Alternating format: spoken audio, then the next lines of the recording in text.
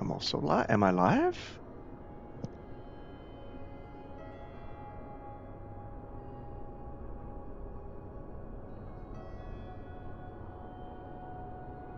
Let's see.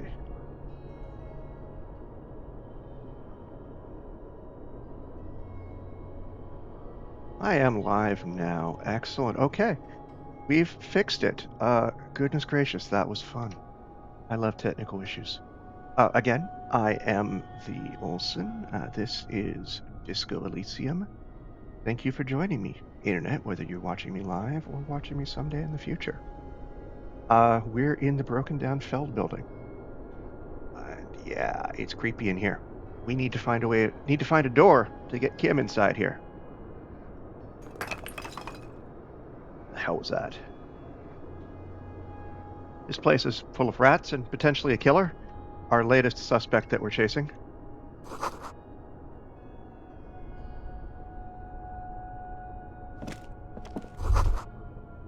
Office furniture, last century maybe?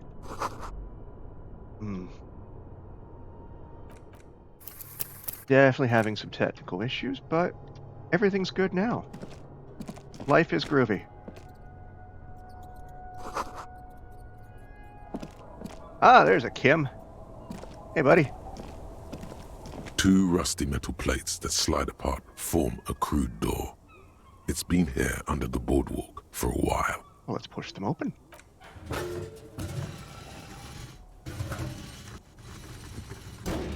The doors seem to be on rails, but they've gotten jammed. You grab a side and put some strength into prying it open. With the help of your partner, the two metal panels slide open with a creak. Excellent. Huh. I hope no one dangerous heard that. It's too late now. And how did you even get there? After you climbed up to the roof, you mean? There's a maintenance entrance under the boardwalk. It's next to a drain pipe, possibly a storm drain. It was easy to miss before. Well, that would have been a lot easier than just teleporting, but okay. He's quite proud of himself. At least now we know the quick way in and out. Yes, we have an exit, so let's get going. Time to investigate these passages.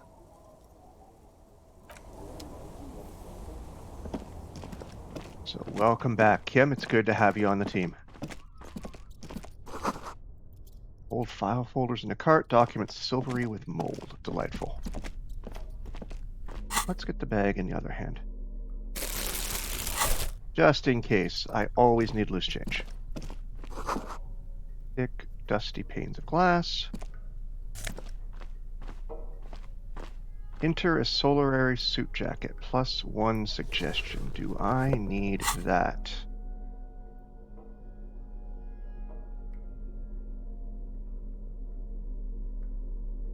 I will...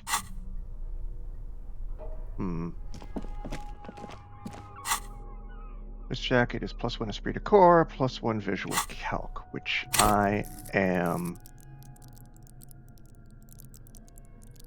good at? Yeah, I'm going to keep those points there for now. And I'll just add it to my giant pile of suits that I'm carrying. This. And the beam of the flashlight, a crevice, a secret room, huh? What's in here? +1 socioeconomics. Okay. Stale fabric, smell of dust. No one slept here in months, maybe years. So it's not the killer's room, but it is a secret room. Dust and spider webs.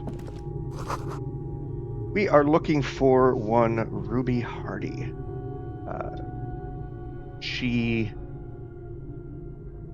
is potentially involved. She has the motive, she has the opportunity, but we have no proof. But it was enough to make the Hardy boys back down.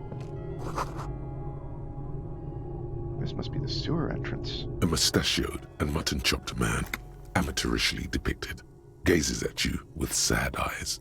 A plaque reads, K. Mazov. There is a spider web in the lower left corner of the portrait. Brush the dust off. Years' worth of dust is shaken off. The full head of hair, matched by an ample moustache and sideburns, look a bit silly. Talking about me? Someone crouches, heels digging into wet sand. Hands sweep across the sand, grains sticking to the frayed skin of the fingertips. An old man sits on a slab of concrete and taps his fingers against the glass of a scope. You shudder. What?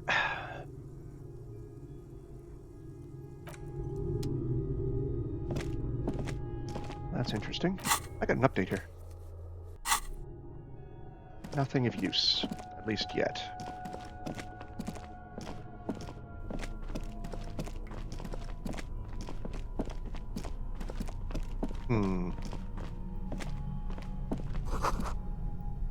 Footprints in the sand. One of his soles appear more worn than the others. It's Ruby. Something in the air, a natural buzzing. What the fuck is going on now? Tunnel collapsed. Okay, alright. So we go this way.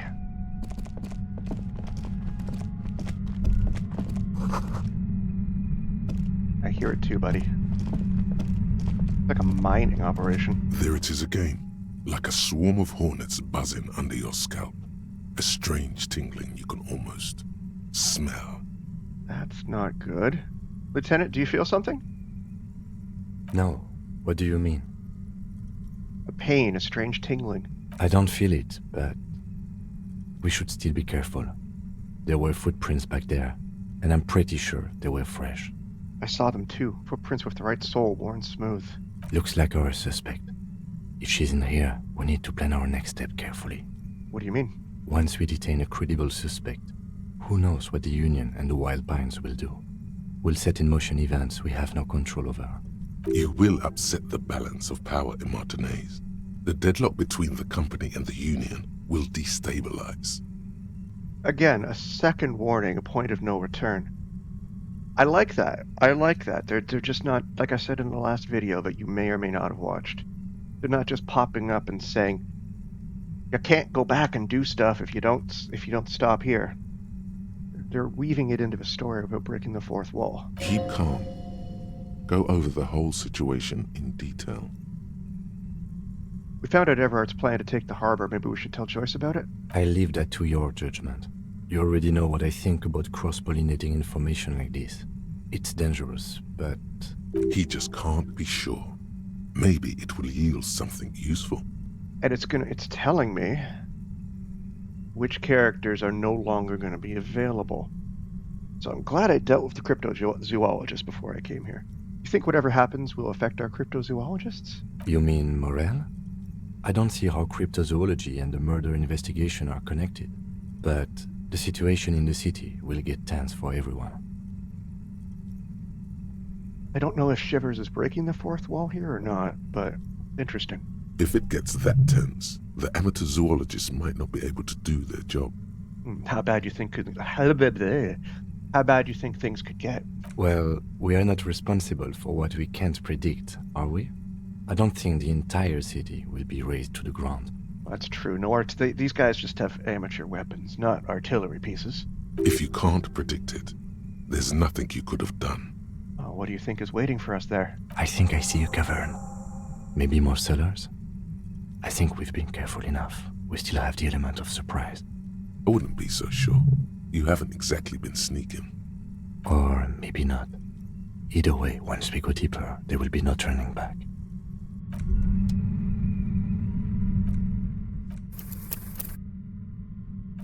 Subtle, but I definitely am gonna do that. That feels important to do.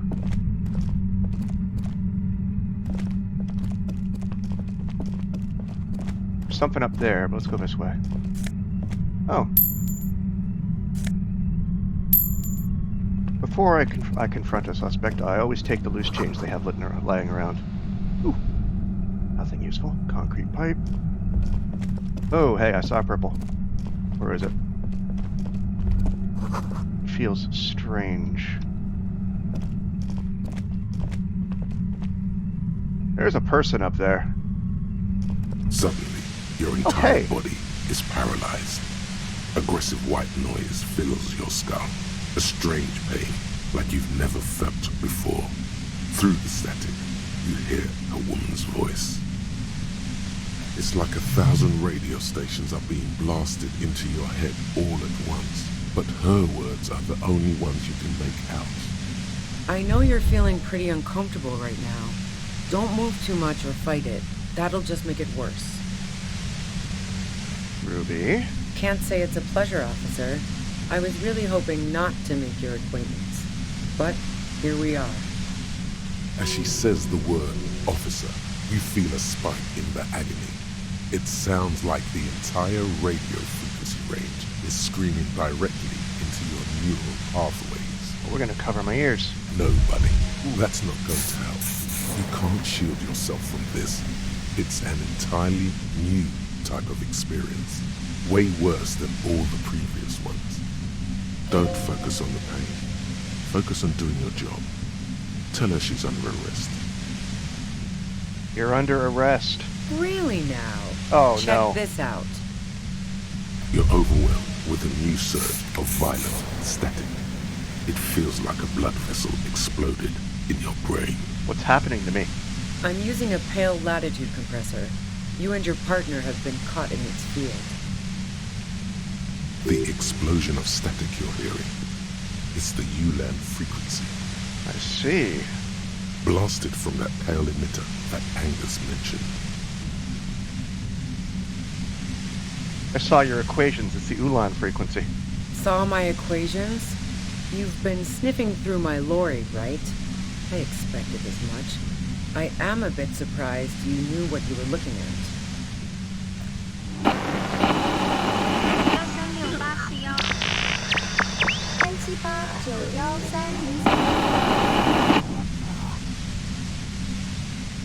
A pale latitude compressor is used to sort of make the pale more manageable.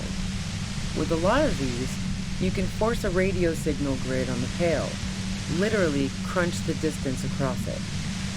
Signals are relayed across a series of repeater stations fixed to buoys. Not a fun job manning those stations. All alone out there in the pale, people lose their minds in just a few years. What are you talking about? So, what we are experiencing is a concentration of radio waves. Precisely. This is an industrial strength paraboloid. It's meant for forcing dimensions on something that doesn't have them. Needless to say, the frequencies used are out of this world. At the upper limit is the large prime number generator station. It's used specifically for pale latitude compression. That's why you may be hearing some numbers. But you might also hear, or think you're hearing, local radio chatter. She's been holed up in here for a while with no one to talk to. Keep her talking, and you just might get an opportunity to break loose. How'd you get your... That's a good idea, suggestion. Thank you. How did you get your hands on this thing? I built it myself. Good for her. That's illegal. I'm guessing it's patented. But we are beyond that, aren't we? Oh yeah, way beyond. Will I stay like this forever? No. Once I shut down the compressor, the pain will end. It may take a few minutes for you to steady yourself, though. It's a bit like waking out of a very confusing dream.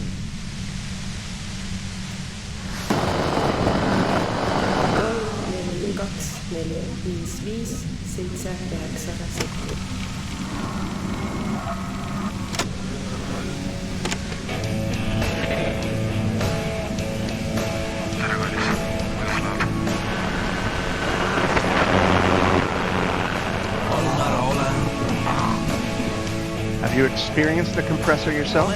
Yeah, I stuck my head in there before using it on you. It seemed like the ethical thing to do. Can't say that I enjoyed it. The field was weaker, but I can imagine what you're going through. I'm glad your empathy is still there. This hurts, though. This is all great. Let's talk about the man who was killed. Yeah, let's not talk about that shit. You were hunting me and fell into my trap instead. That's all there is to say about it. So she thinks of you as hunters, not cops, and of herself merely as prey. Please, could you just turn it down so I can ask you something? If you've got something really important to say, you can do it through the white noise.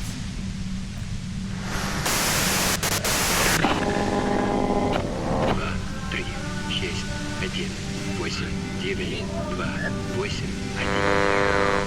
Turn this. God damn it. Fine. If you really want to talk, I can dial it down. I've also got a gun, by the way. She's carrying a 2-barrel front loader. Ooh. Remain careful. Well, it doesn't feel much better, but she can form sentences now. Thinking doesn't seem to hurt as much. Just keep her talking, and you'll get through this. There's only 3 meters between you and the machine. If you keep her distracted for long enough, maybe. Visual calculus is an idea. Be careful when you make your move. That'll be it for questions. Bide your time. How did you know we were coming? I heard you in the passages, and I've been preparing for quite a while. By hiding bullets under floorboards? So you found my shack, huh? I'm not surprised. Her tone is bitter. She thinks she's being betrayed. She didn't rat you out, by the way. Isabel, the washerwoman. So nice. That's one knife I didn't want to find in my back. As opposed to the other knives she's finding there now. Hardy for one. Preparing for the worst? I was. Before I caught you in the pale latitude compressor. I'm fine now. Oof, cocky. That's her admitting the bullet was an emergency exit. Did you shoot Lily? No, I didn't do it. I only helped stage the lynching, though I doubt that makes much of a difference to you. Who ratted me out, by the way? Was it Titus? No, he wouldn't have broken first. When I threatened to arrest her, Clash broke. She told me everything. Oh. Well, I guess I always knew she was a survivor above all else. But she couldn't have known I was on the coast. How did you find me?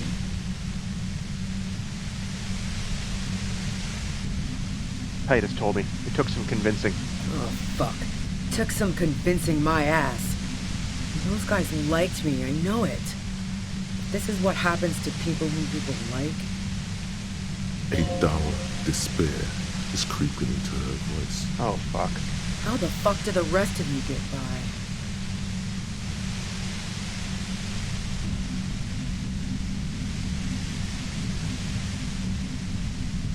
I do it by asking questions, and I have some for you. Like what? I already told you I didn't do it. A strong moral compass. She still wants the opportunity to make a case for herself. Do you have an alibi for when Lily was shot? Man, I was with the boys the whole night. I hope they at least bothered to impress that upon me. There were 10 minutes they couldn't account for. You mean the length of a toilet break? That wouldn't even have been enough time. No one takes a 15-minute leak. Look, fuck you, man. I might also have stopped by the bar. She speaketh truth.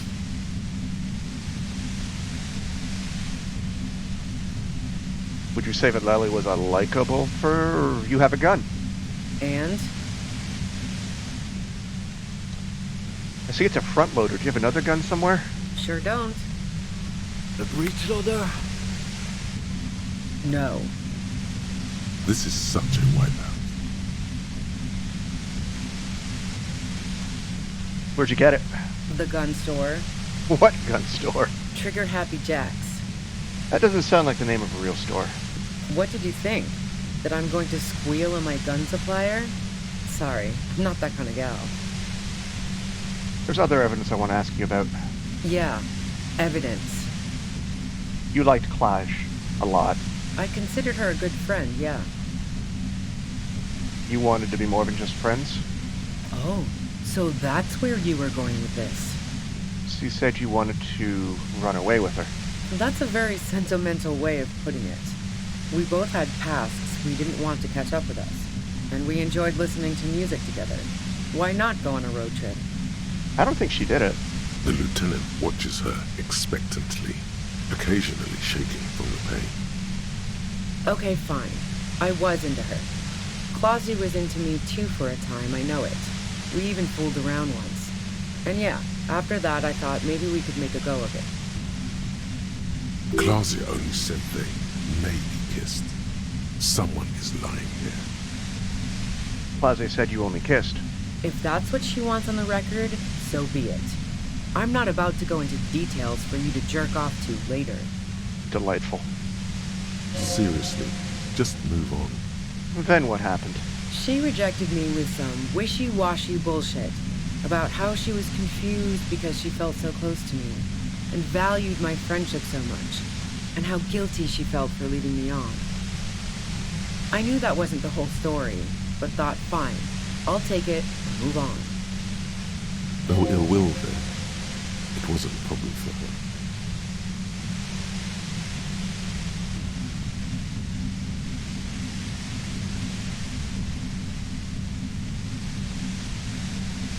So Clashy's lying. Clashy said you got very angry when she started seeing Lely? Yeah, one time when we'd both been drinking, I said some heated things about how dangerous her patterns with men were. I was a little worried she'd blow it out of proportion in her head. All the drugs she was doing can make you feel like you're living in a DeLorean tragedy. Fair enough. And despite everything, you helped her by staging the lynchings? Yeah, the girl seemed terrified. The merc was beyond caring what happened to his mortal coil. It was a no-brainer. There's other things I'd like to ask about. Go ahead. It's your body. Thanks, Kim. And mine too, he thinks. But keep on. This must be done. Did you say that Lely was a likable person? I didn't like him. Hardened mercenaries aren't particularly likable types. Nothing more personal you had against him? Perhaps his way with women? You think I was envious of his conquests? Look, pussy's not a problem for me, and definitely not a reason to off someone. See her confident gaze, her toned arms. Yeah, she wouldn't have had much trouble in the intimacy department. Do you feel protective of the Union? Yeah, sure. And I didn't like Wild Pines sending in those foreign hirelings. Me and a fuck ton of other people around here. I hate to be the bearer of bad tidings, but I don't think she's perjuring herself. I agree, Drama. She didn't hate it, okay? I have other questions. I'm listening. Do you like to hang out on rooftops? Who doesn't? Oh, you probably mean Clausia's rooftop. Sure, I've hung out there. She's got this great antenna. What's so great about her antenna? It's very powerful. I used it to tune into RCM frequencies. That's how I knew to be prepared for your arrival.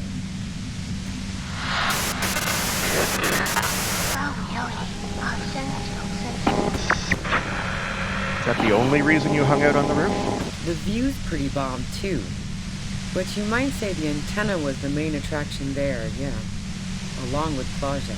So you're sure you didn't shoot the merc from the roof? Yes, I'm sure. In fact, the shot couldn't have Oh, possibly come fuck, from that's the a roof. good point. Otherwise, we would have heard it downstairs. No one mentioned hearing any shots. And a rifle like the one used would have been loud. She's right. I don't think the shot came from the roof. You're running drugs for the Union have been through your lorry. So, Heart of Gold Tommy fucked me over too. Never trust a musician. That really comes as a blow to her. Maybe twist the knife, just in case. Make her more desperate. No, I don't like that. No, he didn't. I found my own way in. Okay, great. You got into my lorry on your own. What now? You're going to arrest me for drug trafficking? Beneath it, she's relieved Tommy didn't betray her. You had a financial incentive to kill the merc. Man, it's to get away from all that murderous shit that I left Jamrock, my previous employer, for the Union.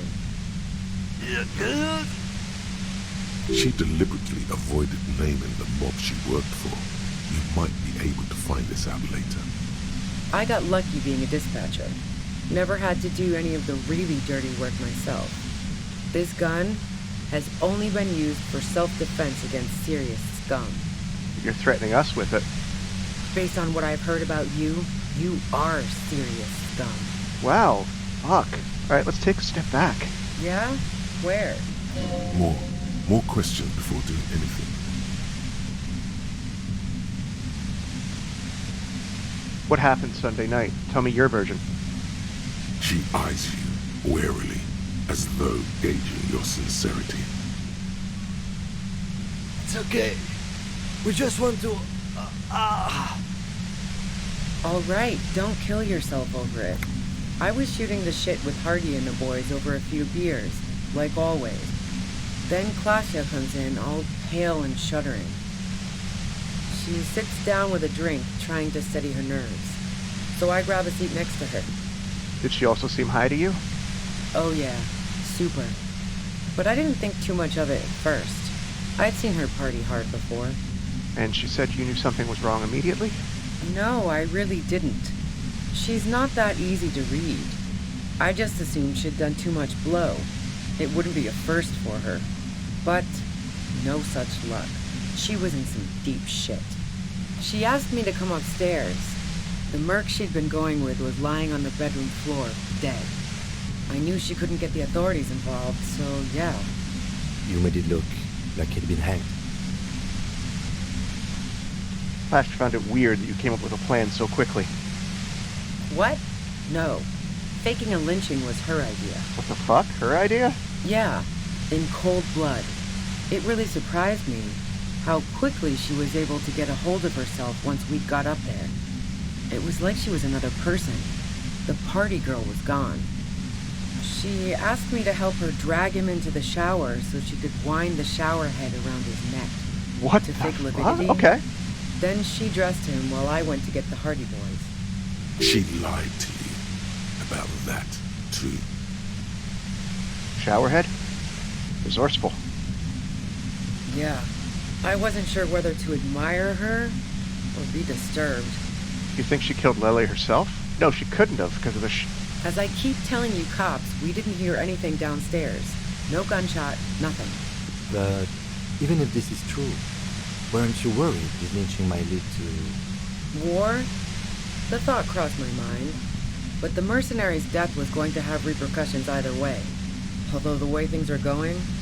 She doesn't want to talk about this, but not because she has something to hide. She doesn't want the guilt. fuck it. I'm not responsible for these people after what they did to me. If you didn't kill him, why hide? I saw you roll into town. I wasn't about to stick around for questioning by a goddamn La Puta Madre agent. What do you mean, La Puta Madre? Yes, you. Everyone says you're his peon, his human can opener. Through the sudden sharp pain in your head, you hear the lieutenant mumble something to himself. The fucking joke we played with the racer. Oh, man. Fucking hell. And why me? You hear through the white noise. It's especially bad suddenly. Felt like a vein exploded. Who's everyone? How do you know this? Everyone in Jamrock. The cops, the criminals. Why do you think I'm holed up in here with a goddamn death ray waiting for you? If she knows that about you, she must know your real name too. Tell me, what's my name? If you know that about me, you must know my name. Harry Dubois. One corrupt motherfucker with the disco pants and a funny tie. Agent to La Puta Madre. Am I a fucking gangster? So she knows your name. That doesn't mean you're on the tape. Criminals make up bogeyman stories about cops all the time. All of this just means that you're effective. Criminals know you and are scared of you. La Puta Madre. I've heard of La Puta Madre. He's dangerous, right? Is that a joke or a threat? I'm guessing both. Are you scared yet? Of you? No, not really. What did you do to this Madre anyway? You've been to my lorry. You think the biggest player in Jamrock appreciates competition? And now I have Harry Can Opener in my lair. Fucking Titus. Jesus. She's not going to change her mind that easily. she still perceives you as a threat. Wait, one thing, possibly small, but she said you rolled into town. Was that you singular or plural? She might know something. When I came into town, was there anyone with me? Yeah, you had your death squad with you. What happened to them anyway? Who was in this squad? Well, it wasn't this scrawny dude. You had 2 guys and a lady. The guys looked pretty buff. Lady wasn't bad either. What else can you tell me? One of the guys seemed chipper, a blonde. The other had a brooding something or other about him. And the woman was the only one in uniform. All were carrying. Those are the fuckers at the Whirling in Rags. That sound about right? No idea who these people are, literally. Satellite Officer Vic Mayer looks out of the window grimly, then puts his coffee down and turns to Patrol Officer Miller. We can either take a room here in the Whirling or go home for today. Let's go home, Jean. Nothing's going to happen today, she responds quietly. Jean takes his blonde wig off. Call Heidelstein. He can give us a ride. I think I know them. They're in Martinez. Friction, lock, set. Don't leave me here. Please delete. Fantastic. I've got to get on the road. Then you can go find your friends. Unless you have anything pressing to ask me. Who killed the merc if it wasn't you? How should I know? As I keep saying, he already had a bullet in his head when I got to him, and there hasn't been any useful gossip over the radio. Those rings around her eyes, her tired voice. She's been staying up late, listening in on the conversations crisscrossing Martinez. Police radio? You've been following the case? Who hasn't? You know I can still see him there, in Claus's room, lying on his side. He was still warm, but the bluish light coming through the broken window made him look as though he'd been dead for a good long while. Do you know about the bunker next door? What bunker? The communist hideout back there? Don't know anything about it. No one's been around since I set up camp, but I'm sure I'm not the first vagabond to...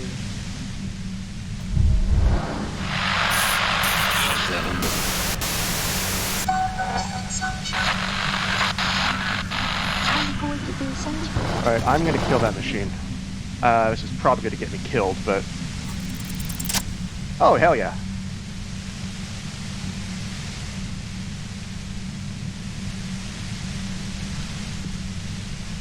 I'm not moving very quickly. Why isn't she shooting me?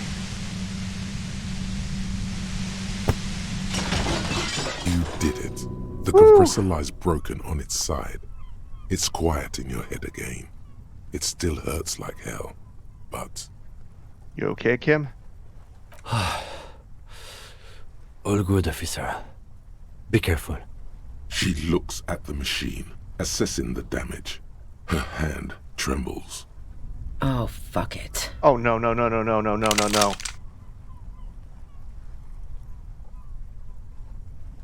Put the gun down. She's truly desperate. She thinks she has no other options. You need to give her options. What options, rhetoric? You know. Maybe I can still talk her out of it. This is how you talk her out of it. It's the only scenario in which she lives. Please, just walk away.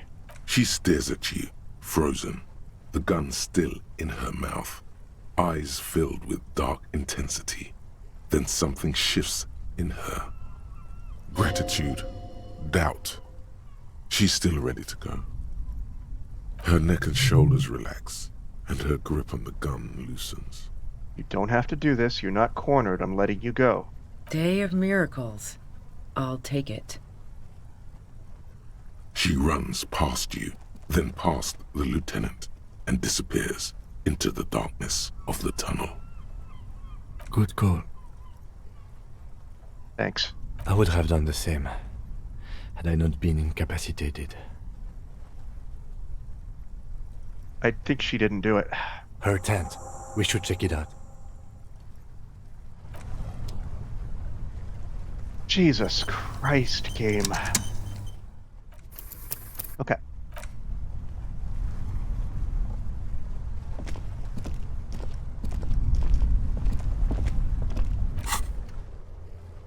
Belt's gone. Go to her tent. Alright.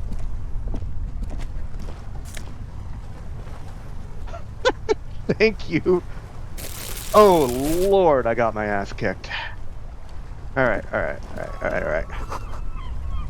No way out. I will take your money. Cooking utensils. She prepared herself porridge.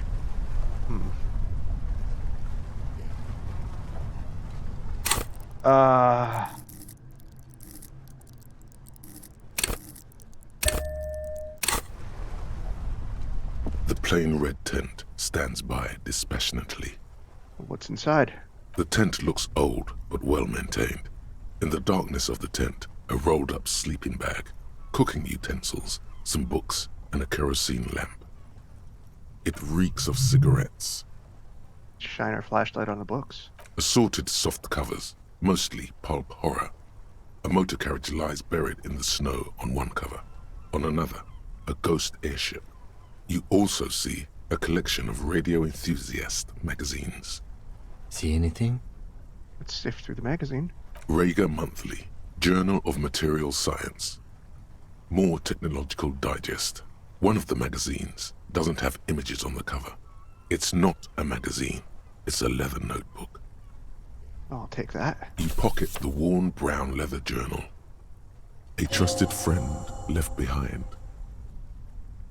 We should read this immediately. Like, right now. You don't fucking say, Kim. A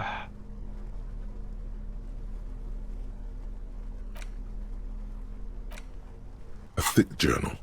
The cover is worn like someone used to carry it around in their back pocket. It's made of full-grain leather. The lower left corner of the back cover sports an embossed brand name, Schneller. This area is so poor, and that strikes me as a really nice notebook. Schneller is a stationery brand from Gottwald, beloved among architects and engineers. She's got good taste and must have taken whatever she recorded here seriously. Let's open it up. The journal falls open. About 2/3 of its ruled pages have been filled. Study the handwriting? The large cursive of someone who writes quickly and confidently. Perhaps too confidently. Many phrases and even paragraphs have been crossed out, with tiny corrections scrawled above and in the margins. Through the pages? It's a mix of logistical notes, diagrams, and personal reflections, all dated. It's good she left in a hurry. We could learn a lot from this. What kind of logistics? Hard to tell exactly. It's mostly noted down in code. Looks like contact information, quantities, directions. There could be useful information about local operations in those notes. We have a junior sergeant at my station who's good with codes. I can give this to her after we finish this. What are the diagrams of? Esoteric radio technology. The most recent ones probably pertain to the latitude compressor, sketches, calculations of distance and density. You make out a familiar spiral shape. Anything personal? Short, wry observations of people and places. Probably a way to pass the time on the road. Also, what appears to be attempts to sort through some difficult decisions. There are a few passages with many questions in them. Staff issues. Always tough on the leadership. You smell traces of betrayal. How far back do the entries go? The first entry is from August 2nd of last year. It reads simply, I know my position is precarious. All I can do is make myself as useful as I can while looking for a way out. Remember, no one is indispensable. What did she write the day Lily died? Nothing on March 4th. March 5th, though, well, that's bound to come back and bite me in the ass. I'm bad at this. Loyal to a fault. But that's another matter entirely. She is referring to betraying her previous employer. Does this suggest she did it in self-defense? Anything about La Puta Madre? That name isn't mentioned as far as you can tell. Small wonder. Would you talk about La Puta Madre in your journal? You do see an M though. La Puta Madre. M is mentioned on March 9th and March 15th. Read the entry from March 9th first, I suppose? Great. M's peon is coming to town, no doubt to investigate the lynching, but also, I feel it in my gut to finally put a bullet in my head while I'm napping in my lorry or on a smoke break. Well, I won't stick around just to twist my own neck by constantly looking over my shoulder. Am I a corrupt cop all of a sudden? Am I a corrupt cop? Then again, isn't that what I've been doing ever since I got the call? Were you supposed to find her, even apart from the investigation then? On M's request? No, you wouldn't do something like this. This must be a mistake. A coincidence. I would never kill people for a mob boss. The thought steadies your nerves. The journal stops shaking in your hand. What about March 12th? Been holed up here for 3 days now. I'm used to being alone and all, but I don't know when I'll be able to leave, or if I'll be ratted out. They will rat me out, of course. I've made it a point to believe in the best in people, the boys, for example. But experience tells me, did M feel truly betrayed by me? I was feeling threatened. He'd have to know if he threatened people, they'd take measures to protect themselves. Even I know that. Economic measures, first of all. Gotta make a living, right? I can still hear his voice in the receiver. Taste the plastic. The entry ends abruptly. What's the most recent entry? The most recent entry is from today. It reads, even when I leave here, if I leave here alive, what's my next move? Staging a lynching is a crime, even if I'm not accused of murder on top of that. Forever on the run. Not really my idea of the open road. Man, I was really looking forward to winning. It looks like she might have been framed. Maybe. Maybe. That would be a first, or a fourth. But who's counting, he thinks. Very rarely does anyone actually get framed. She didn't do it, then maybe it's good that we didn't catch her? I wouldn't go so far as to say that. We have other reasons to arrest her. True. Besides, I'm not sure her life as a fugitive is going to be much better than Ouida's. Especially if she has problems with the Madre. Am I really a La Puta Madre agent? No, I don't think you are. Ask someone in your precinct if you want to be sure. Oh, that's not something I'm bringing up with my precinct. He truly does not believe you are. Perhaps he shouldn't be so trusting. And who killed the fucking merc? Claudia was the one who pointed the finger at Ruby. Perhaps she was trying to steer us away from herself, or No one heard the shot. maybe she had an accomplice. Either way, we need to keep an eye on her. One thing is for certain. We have business back in the whirling in rags. Questions to ask. We should get to it. Okay.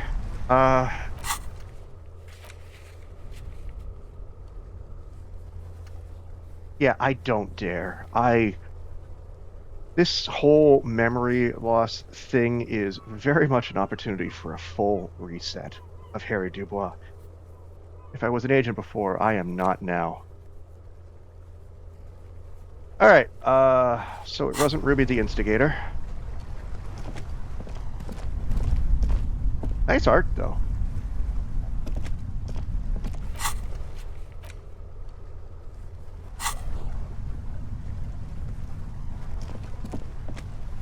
I never did find bullet traces from the boardwalk. Over here. Oh yeah, I've already been here. Oops.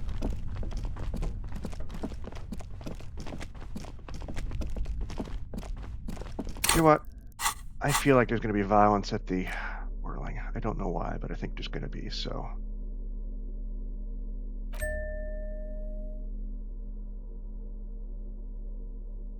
Normally I would like empathy, but...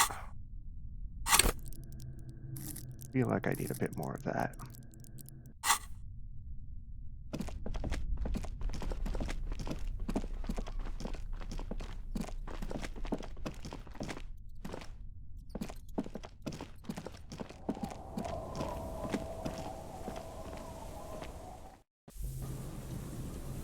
Lovely. Nice hat. +1 to Mazovian socioeconomics.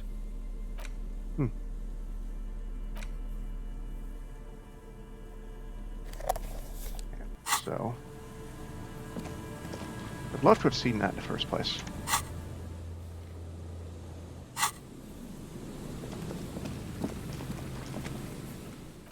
Let's save, because I've been screwed by crashes in this game far too many times, and I don't want to go through that whole thing again.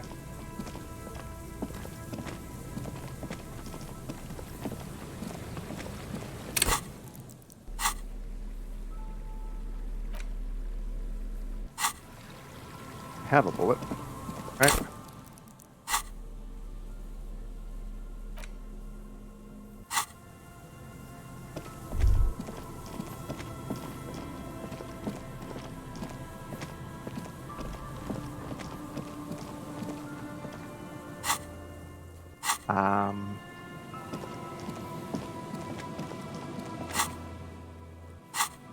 I can't fast travel. Okay. I have to run back to the whirling. That's fine. Hey, purple thing. Every MC in Regifal. I am a great driver. Yeah, okay. I'm gonna run all the way back.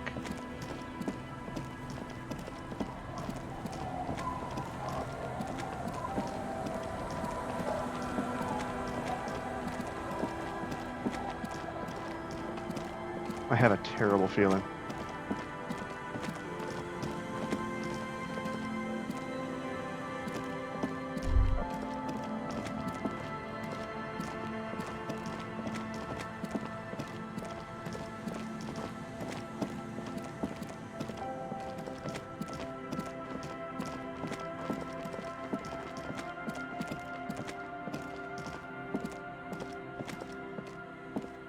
I heard a weird set of extra footsteps.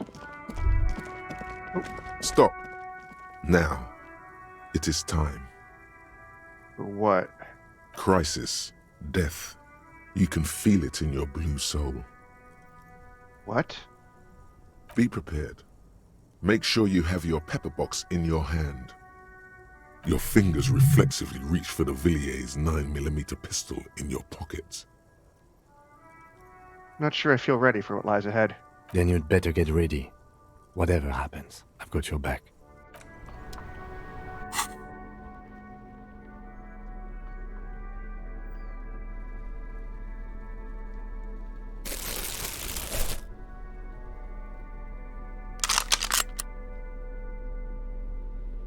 And 2 bullets. Holding the gun feels natural and satisfying. It's like an extension of your arm, the polished wooden handle almost fusing into your palm. I think my hand recognizes it. It reminds you of the day you first held it, with fear and respect, hoping you don't have to use it in vain. The sun was out in Jamrock. It was so long ago. Sheathe your sidearm, officer. A serious law official, cop by the book, should know to only unholster their service weapon when using it is unavoidable.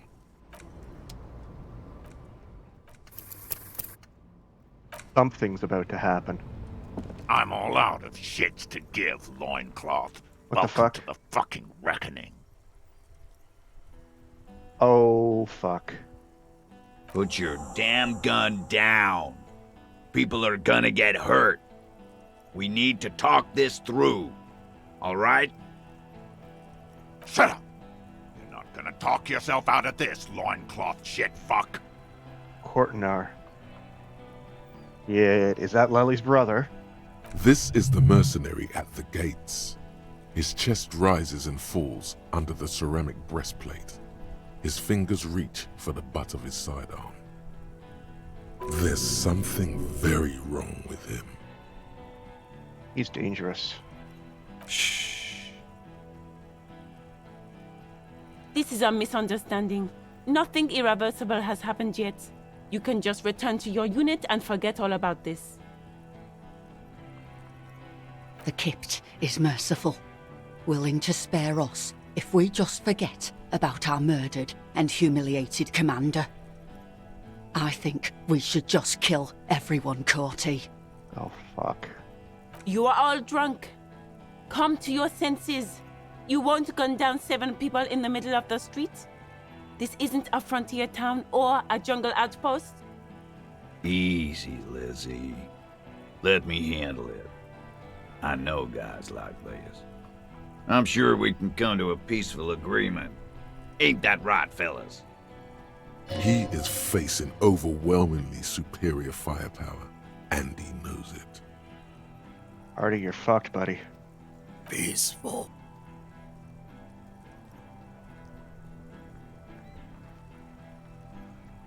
Nest in your abdominal cavity like a little wild mouse. The masked man's words are barely intelligible, but you can hear them. Fuck, there's the third one. How did we miss something like this?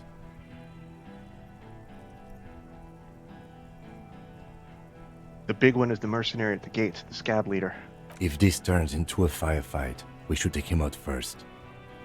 A sound strategy. He's the leader. What do we do?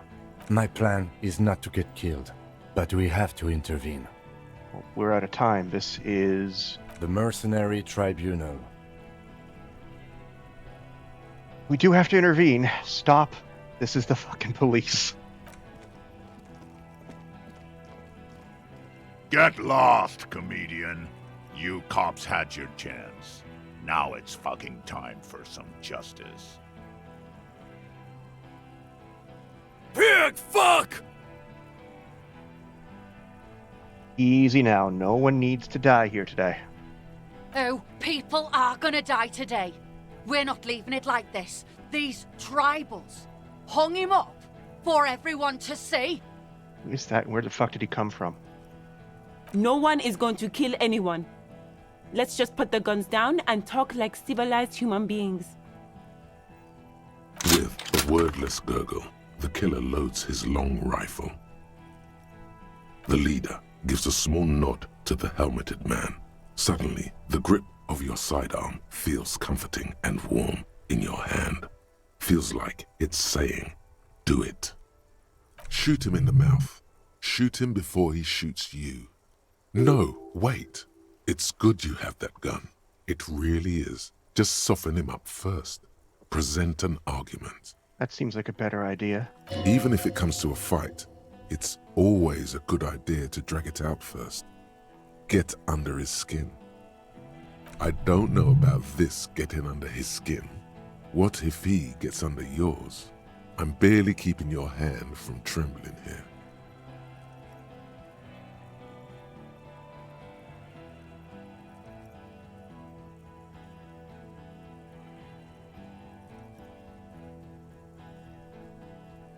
Talk about the hanged man. Dangerous. Ask about him first. You don't want personal facts about his dead friend coming out of your mouth.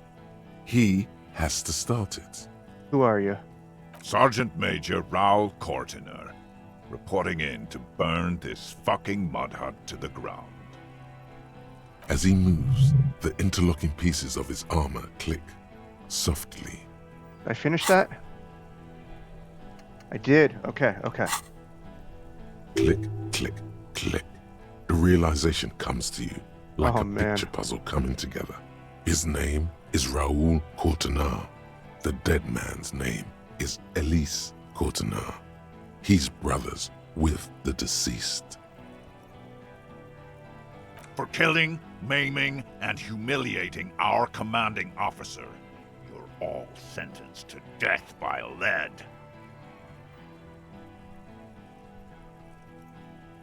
Cortinar. I know that name. He sways from left to right, inspecting you. Raoul and Alice Cortinar. I'm sorry about your brother, Raoul. He wasn't my fucking brother. We just grew up on the same farm and got beat into place by the same sick fuck. They went to the same military academy, the same unit, in the same war. Same fucking mud hut town, too. Okay, good. Parents left him in a fucking leaf compactor. Who? Laylee. Yeah, when he was small. We researched him. We contacted the ICP and looked at his birth records. That was in there. And other things.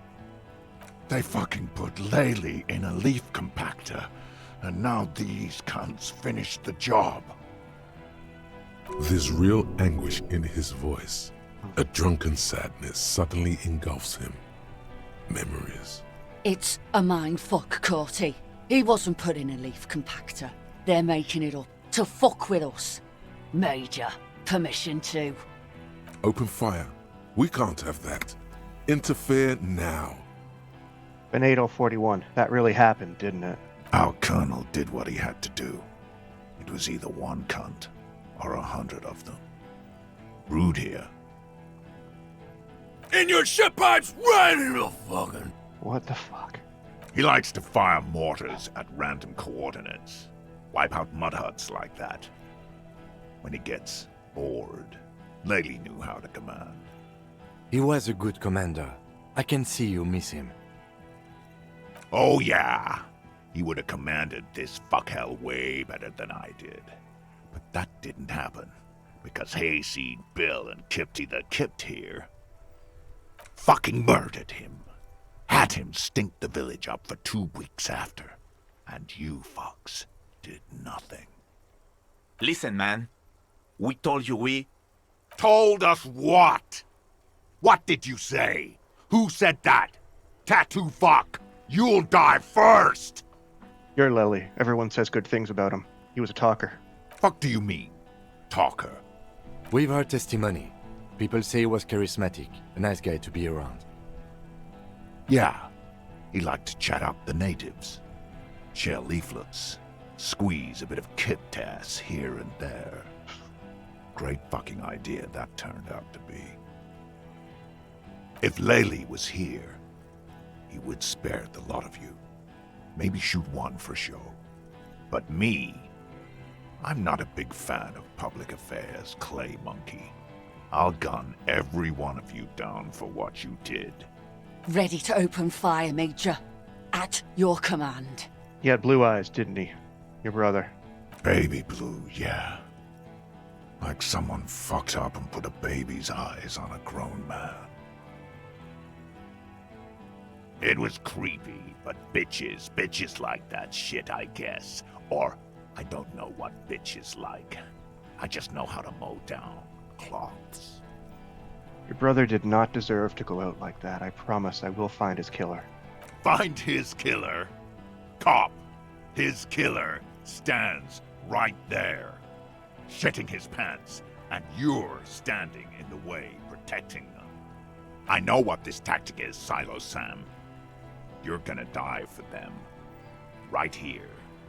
Today. Big talk, but that leaf compactor won't leave his mind anytime soon. It's a small thing, but it got him off center.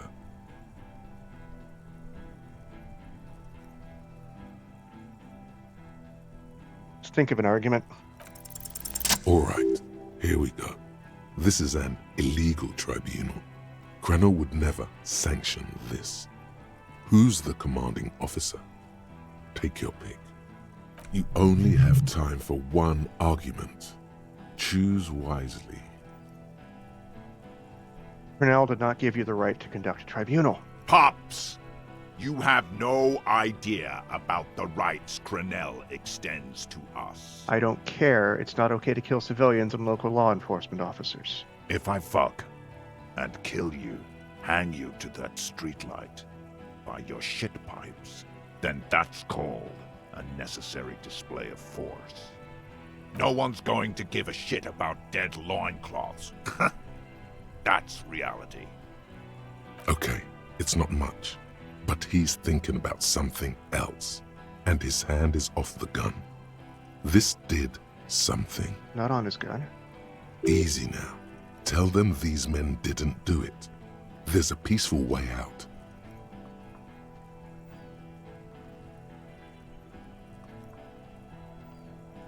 Listen, they didn't do it. Yeah? Who did that?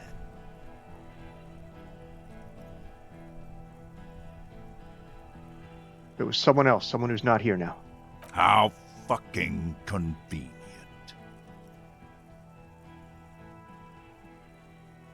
He was shot from a great distance. A sniper did it. You think I'm fucking stupid, cop? What if I just shot one of your pals here, right now, huh? How about the kid? Tell me it was a magic fucking sniper one more time. Listen, please. This cop and this drumhead court-martial won't decide who... Why doesn't he believe me? The Hardy Boys confessed to hanging him, all together. Titus said, we took him out back and hanged him. He said it loud, in a public place. He was shot. He wasn't hanged. Listen to me. You're lying. DePaul heard it. You heard wrong. She and these men have been helping us find the shooter. The hanging was only a cover-up. Listen. Fucking liars. Who the fuck did he shoot? The shot rings in your ears, a low, tinny ring. Then the Hardy Boys yell something. The young woman stands and looks behind her. The shot has flown over her head, crashing a small pane of the glass window behind her. I missed.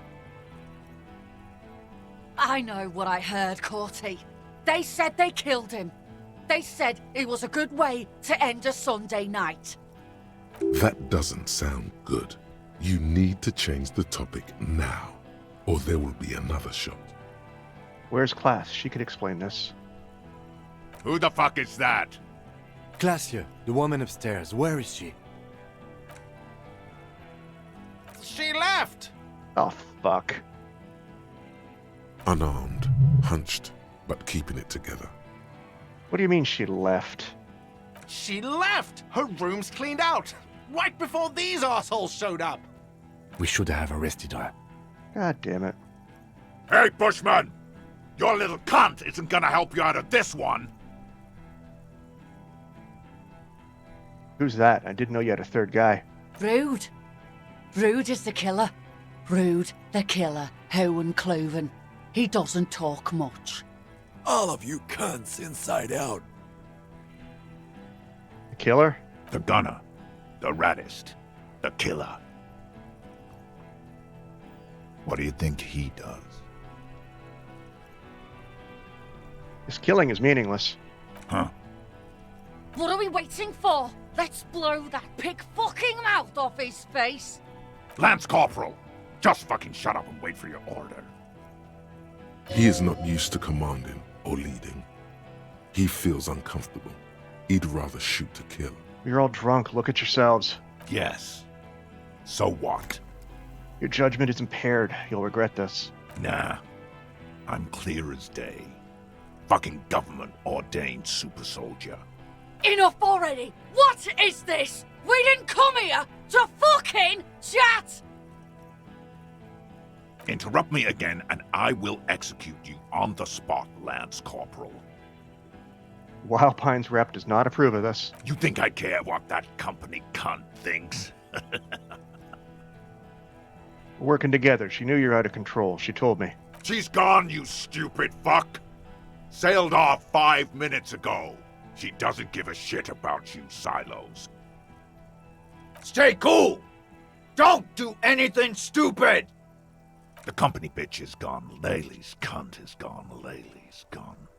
Fuck are we still doing in this shithole? Guys, I just get in the way. I don't even have a gun. Janky, fuck you. What are you doing? Hold your ground. Any more of you run, I'll shoot you myself. We're doing this together.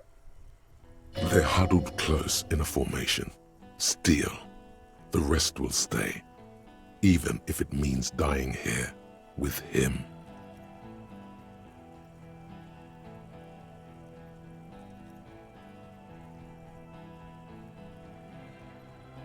Fuck, what do I do?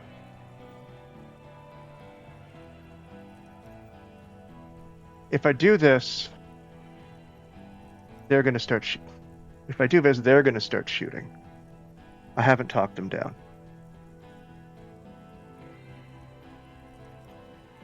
Fuck it.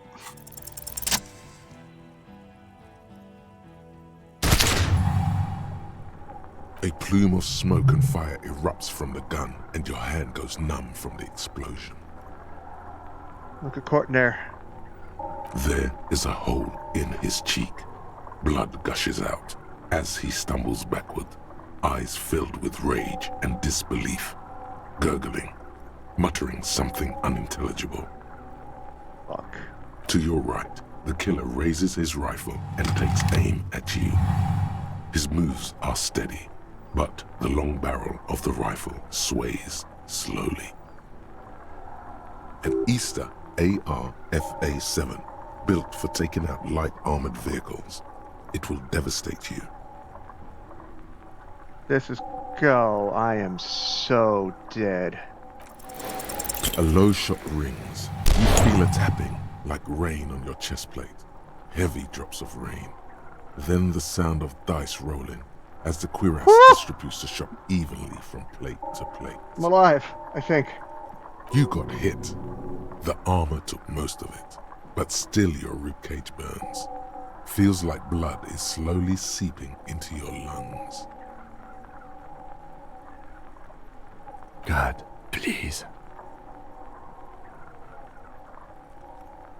He's aiming for the eye slot in Rude's helmet. An extremely difficult shot. 2 shots ring at once. One from the lieutenant's pistol, and the other from de Paul's. It's aimed at the lieutenant, but it misses. You hear a scream behind you. Who screamed? Glenn, dying in a puddle of blood behind you. His mangled torso has 2 gunshot wounds. Blood gushes out of them like red geysers. Oh God, watch out.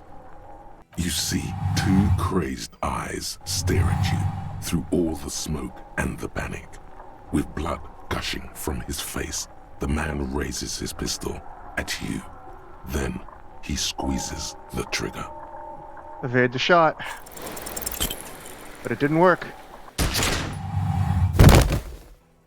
Fuck, am I dead? I'm dead. You can't. There is no time. Something inside your pelvis explodes. Your entire lower body is on fire, and your legs can't support you. You fall down like a rag doll. That didn't go as planned. The pain is too immense to scream. It pushes the air out of your lungs.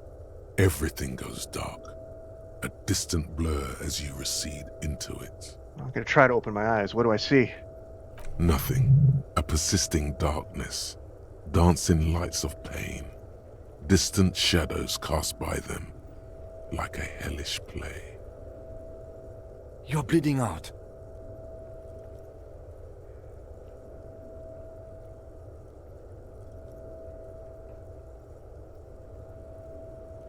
There's a white shadow that smells like apricots. It's always there. Stay with me.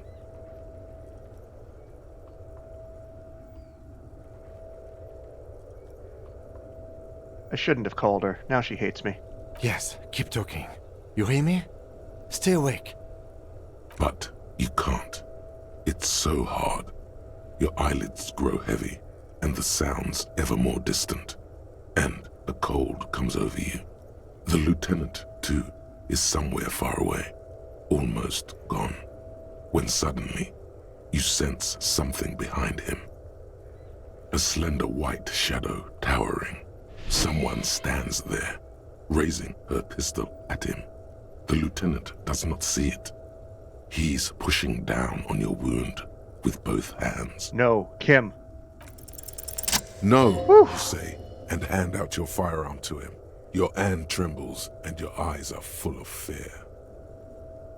That's all it takes. There is no room for hesitation. The lieutenant moves like a spring unloaded. He grabs the gun from your bloody hand and fires behind him. You hear a faint scream, a woman's. Then the sound disappears, like someone pressed stop on the tape. The woman is gone. So is Kim. Then the whole world. Oh, that's it, I guess. This is death. One more door, baby. One more door. Just one moment, please.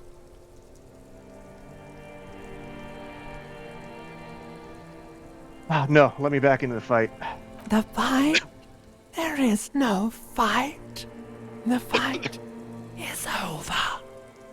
It was lost 1,000 years ago. You have laid here forever.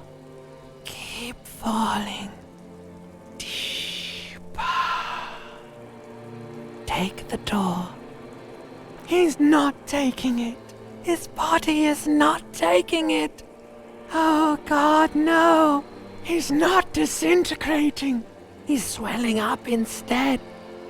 Over the hours, hurting, moaning in his sleep, and rotting, and being disinfected, and smelling of drugs, and feeling saliva in his mouth, drifting in painkillers, thrashing in his wound sleep. He can't go.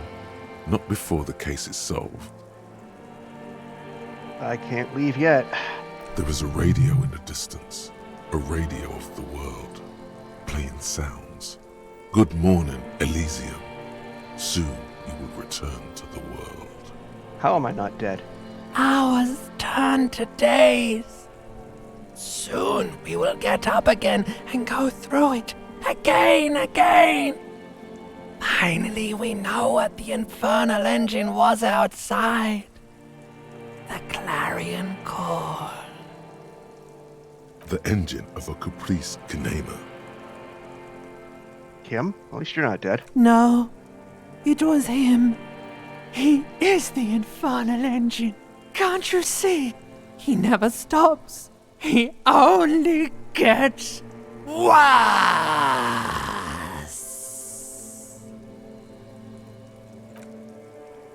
I don't like limbic system.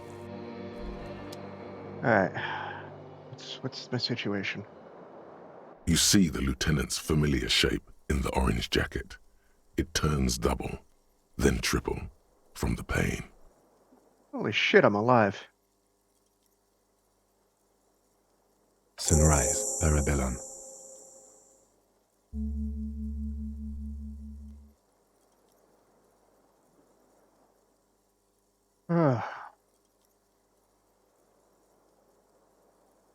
What did you say? Sunrise? Sunrise, Parabellum. Sunrise, prepare for war. It's an old revolutionary saying. My gun. It's engraved on it. It served you well. Is it war today? The gates of the harbor are boarded up. The streets are a little more empty. Apocalyptic violence is yet to erupt, I am relieved to say. I think we may have held it off, for now. Barely. Good. Yes, we have also completely failed. But that's okay. Ouch. It's not ouch time yet. You just got the Dramamine pill an hour ago. Wait until it wears off. Dramamine? Then it's not that bad. Neither surgical nor organ damage bad, but still under the counter bad. What happened? What happened? You shot the major in the face. A firefight ensued. Is he dead? Yes. Okay.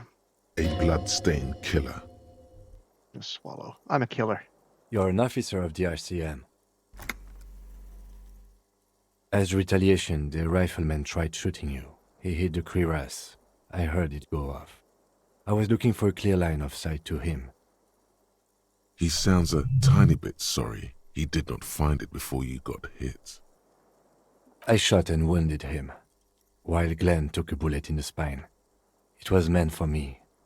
He did not survive. Yet. Titus, Fat Angus, and Theo charged. Angus and Theo did not make it. They both died before they made it to intensive care. Titus survives. So do Alain and the musician. I forget his name. Eugene? Yes, he's still alive too. Okay. You were bleeding out by then. I think you said something about your wife, and you warned me. I was able to disarm one of them, the Pole, before she got a jump on me. Thank you. I killed her. And that's what happened. That's new. I thought you only smoked once a day. This is the one. They're all dead? All 3 contractors? The Pole was the last to die. Everard had their bodies returned to Connell for a funeral.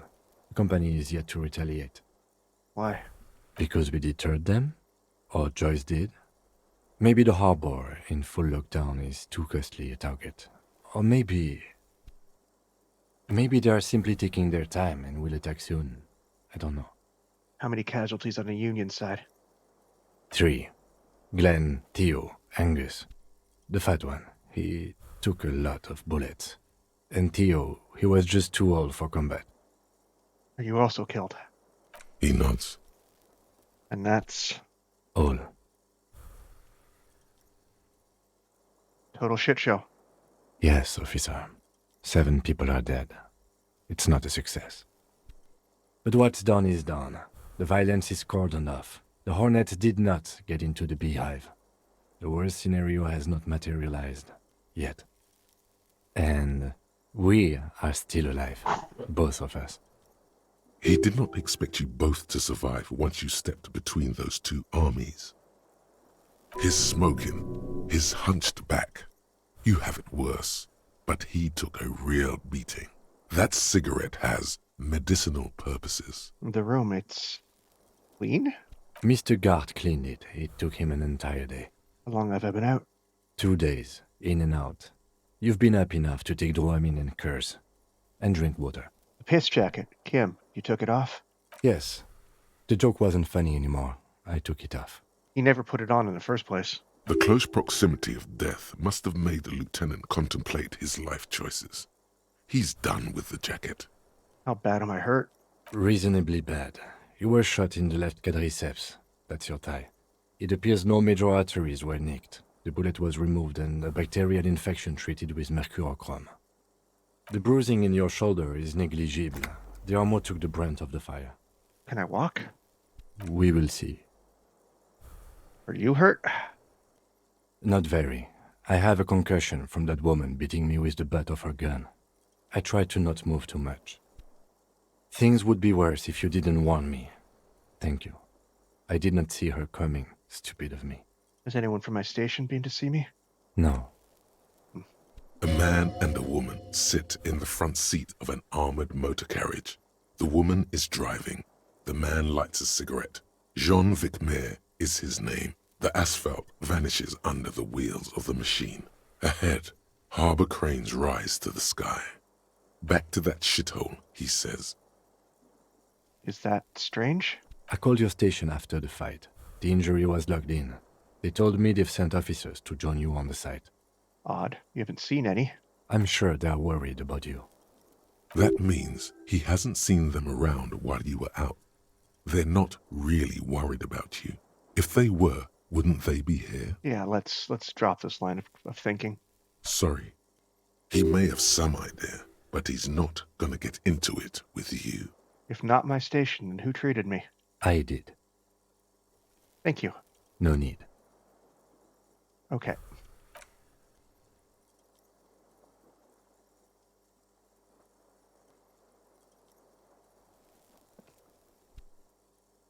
Easy now. How are you? Yeah. The lieutenant looks at you, teetering on your feet. What happens now, Kim? I honestly don't know. You don't know? We can't talk to Everard. The harbor is in lockdown. Everyone in there is outside our grasp now.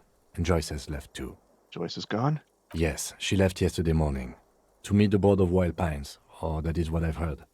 There's a pin somewhere in the machine that keeps Connell from sending in a death squad. Maybe it's her.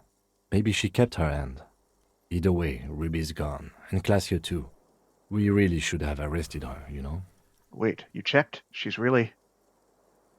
Guard confirmed she left 20 minutes prior to the tribunal showing up. The fuck? Okay. Who did it then, Kim? Who killed the hanged man? I don't know. I think the theory you presented, it's someone else, outside our circle of suspects, was right. It better be. Everyone within the circle is either dead or gone. Honestly, I think our investigation has not produced a single credible suspect. There's still a 28% possibility the shot came from a distance. We should go upstairs, rethink the ballistics in situ. I agree with this. What else? Fucking Maybells, Kim, the flowers. What? They were on the roof. I did not catch them, fucking Butterfingers. Every piece of garbage in the city is not connected to the case. You don't have to catch everything. He's wrong. Okay. Mm-hmm. There was that hidden bunker under the boardwalk, Revolutionary era. We could find thousands more if we wanted. All of Revachol is full of them. But they seemed so mysterious. I'm just gonna say nothing. There's a little pause. He says nothing as well. You know what I think about solving crimes? He arches his brow. The ceiling fan patiently spins overhead. Solving crimes is hard. It really is very hard. That concussion must be making him dizzy. Truer words have never, ever been spoken.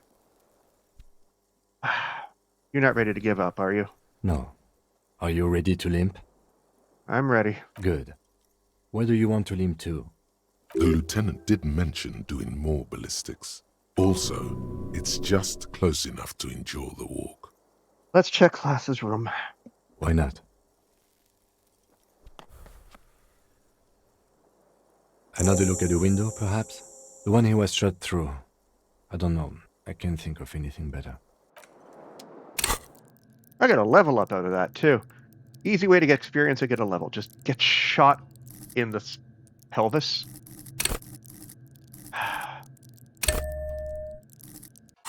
So there's still a sniper on the loose.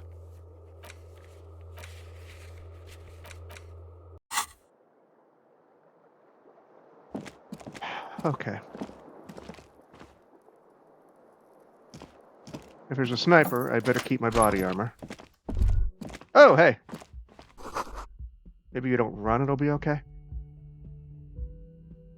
I should probably not have my gun equipped. That just feels like a bad idea. I mean, there is a sniper on the loose, but they're not in here. Oh, hey. What's this? She did leave something on the table. Next to the stack of bills, you see a note. A few lines jotted down in large, uneven handwriting, just as the writer was about to rush out the door.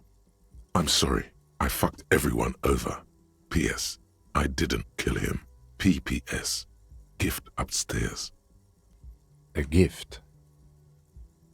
What could this gift be? I am not drawing my gun. Yet. But I don't like gifts. I don't either. He says he's not, but his hand moves instinctively toward his holster as he studies the note. Relax. Not everyone is out to trap you. True, but I've just had a gun pointed at me by the last two people I fucking talked to. So I can understand why he's a bit on edge. Seems like she left in a hurry.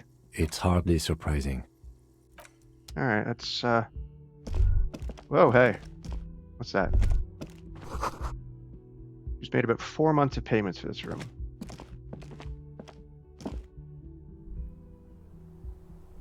Oh.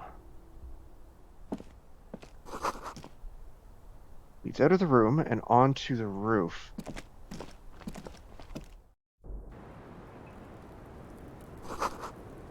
It's tied to the antenna.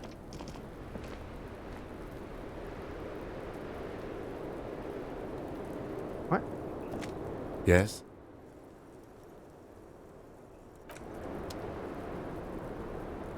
What?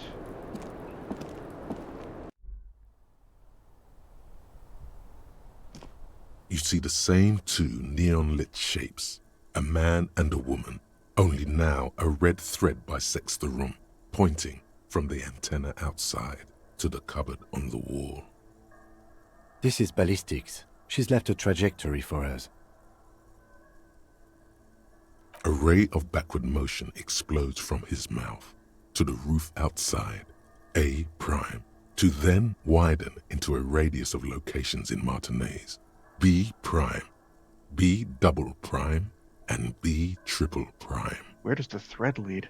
It suggests the bullet came from the extreme upper quadrant of possible angles, from a point beyond the roof.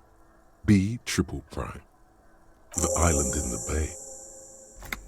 Is she trying to tell us the shot came from the islet? Unless she thinks the perpetrator was standing on the ring antenna. That is where the threat seems to point. How did she know how to do this? She was there that night. She would have known precisely where the bullet hole was in the glass. It's true.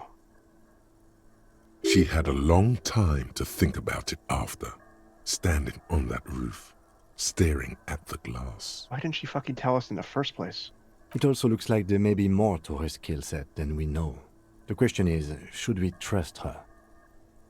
Of course we don't trust her. I don't know. At this point... What difference does it make? Also a location we have yet to rule out. So it is. For a second he seems tired. You seem unenthusiastic, my friend. I just haven't gotten a lot of sleep these past few days. That's valid. He doesn't really believe this will yield anything. Maybe we need to go to the island? The lead is flimsy. You might as well go around Martinez looking under every rock and talking to every person. But what else is there? What else is there? Not a lot, no. I'm going to the island. Are you in? Of course, of course. I'm in. How do we get there? Joyce Messier had her sloop, but she's gone. Lillian, the net picker. She's tarring her boat. Ah, yes, of course. The village. Let's go. A red thread. I need to talk to some people before I go, I think. Holy shit.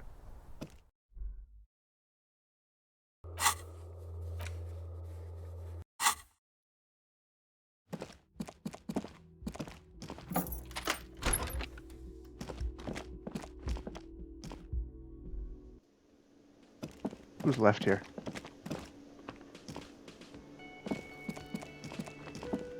Oh, you're up. It's good to see you back on your feet. Did you like your room? I cleaned it for you. I did, thank you. Big improvement. You're welcome. I thought it would be nice for you to wake up in a clean place after you, let's be fair, defended this establishment and its clientele from gunfire. I give credit where credit is due, and that, sir, was a nice shot. I was watching until you hit him. Crawled inside then. Bullets started flying. Anyway. He really wants you to realize that he was also on the balcony looking by, in the danger zone, so to say. I wish you a quick recovery. Also, you and your partner are staying here free now. This establishment supports cops. The stay is free, the drinks are not. It just felt I needed to specify that. Where did everyone go? Oh, you know, people don't tend to stick around after shootouts. Turns out they're not good for business. Are Lena and Morel still in town? Ah, them.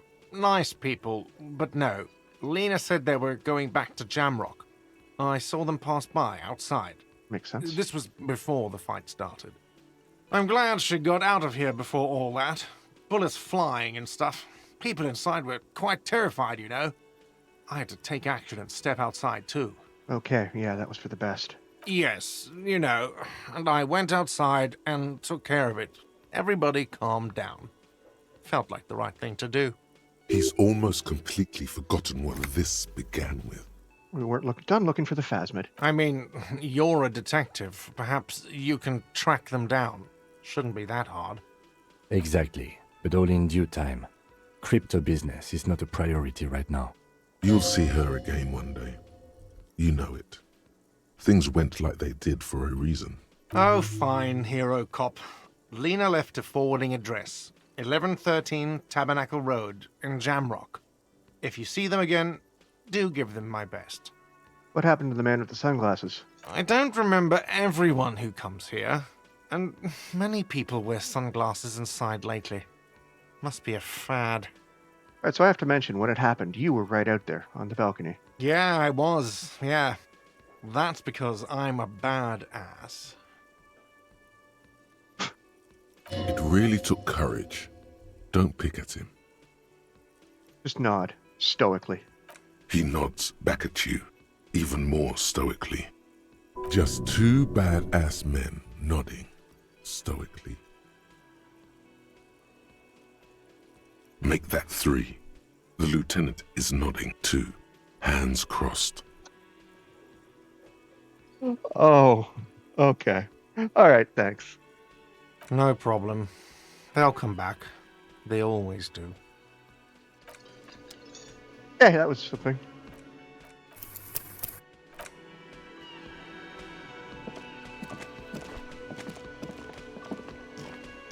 All right. Titus, how you holding up, buddy? Seeing you approach, the bruised man raises his bear in welcome. Crazy motherfucker. Didn't think you had that fury in you, but I guess I've misjudged a lot of people lately. That was one hell of a shot. Hell of a shot. The fucks did not expect that. I guess what I'm trying to say here is, thank you for intervening, fellas. That was mighty brave of you. This is big. It's as big of a thank you as Titus Hardy can muster under any circumstances. Just doing my job. Well, cheers anyway, Copper. Sorry about the people you lost. Theo was old. I think he'd be pretty happy with the way he went. Never could imagine him withering away on a sickbed. But Angus, he was just a stupid kid. Didn't realize the mess he'd gotten into. Trusted me. Still, the balls on that kid. Went down fighting for someone else's shit like a fat, angry bear. Here it comes. The last one is the worst one. He only deals with it by drinking copious amounts of 8% beer. An honest tactic, and effective. And Glenn was my friend. Best I've ever had. I'd love that crazy homo like my own brother. We're all fucked without him. But what do you do? This job is shit. Hold on. What about that Shanky fella? Dennis, you saw him run. He's a mean little shit and I never trusted him. He'd better run real fast now. Real fast. You're good people. I'm sorry it went like that. Well, yeah. Memento mori. Right? Yeah. Memento mori, or remember that you must die, is a slogan various religious orders have thrown around since the dawn of mankind to emphasize the vanity of earthly life and the transient nature of all earthly pursuits. In essence, it means one should live virtuously in this life to live better in the afterlife. Totally. Absolutely. Today, I'm going to get drunk, eat good food, and bed a good-looking girl. 'Cause tomorrow, a motor carriage might run me over. Ellen, good luck. Or you might die of a heart failure. Or syphilis. Hey, fuck you for ruining a beautiful idea. What's gonna happen to the Hardy Boys now? First, we're gonna find Dennis. Oh boy. I'm going to find Dennis. I'm going to find him, and then I'm going to kill him. The tone of the statement is so matter-of-fact. It's as though he were talking about picking up a morning newspaper on his daily walk around the block. That's not gonna bring anybody back. We're hunting that rat down. Let it be known what happens to cowards. And then, I guess I'll take a closer look at our union members. There's bound to be some ambitious fellows there who'd love nothing more than advancing social democracy by busting some heads. Might even ask Tibbs if he's tired of replacing windows and maybe wants to have some fun with his brother. Anyway, don't you worry. As long as Titus Hardy's standing, there will be Hardy Boys. He's right. The numbers are replaceable. In an organization of thousands of men, there are plenty who'd join. You have any idea what happened to Clash? Don't know. Don't care. I'll be glad if I never see that fucking woman again. Fair enough. Even after all that hell, he's still bitter about her?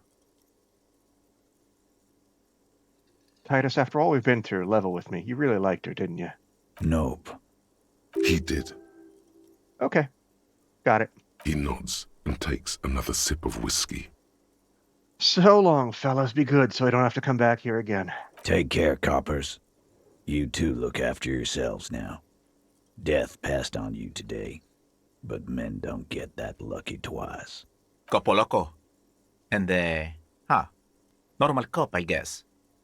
Good luck in Shamrock. Scars made the best tattoos, they say. Thanks for getting involved, guys. Not a lot of cops would step into that line of fire, but you did. And if you ever feel like the uniform is holding you back, I've got a few vacancies. You'd make one hardy boy, copper. Appreciate that. And Titus Hardy himself would make a good officer. That man was born to lead. The RCM could really use a man like you, Titus. Think about it. I will, capo. That's a promise. Now scoot, 'cause the Hardy boys got some mourning and drinking to do. Take it easy on the drink. The danger has not passed. This town needs you on your feet. Good point, Beano Claude. We'll keep the vol under 12% tonight.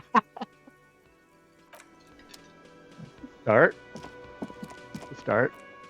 Got an achievement for that, too. Alright. Island. Whoa. That's a day will come. A day. The graffito has been painted over the traces of the fight that took place here. It smells of blood and I'm heavy supposedly fuel oil. bilingual, but I can't read that. A day, I think there were. This was Cindy the Scar. Looks like Cindy finally found the words for her masterpiece. The lieutenant crouches, touching the fuel oil with his finger. Looks like it, yes. This is still fresh. It wasn't here yesterday. I smell heavy fuel oil. And blood. Some of it is even yours. Heavy fuel oil. Isn't that flammable? Nope. No. Okay. Sorry. Whew. Close call.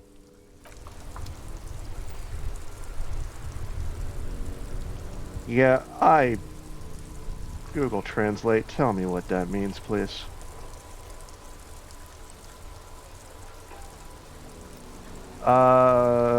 Bonjour. Je serai de retour près de toi.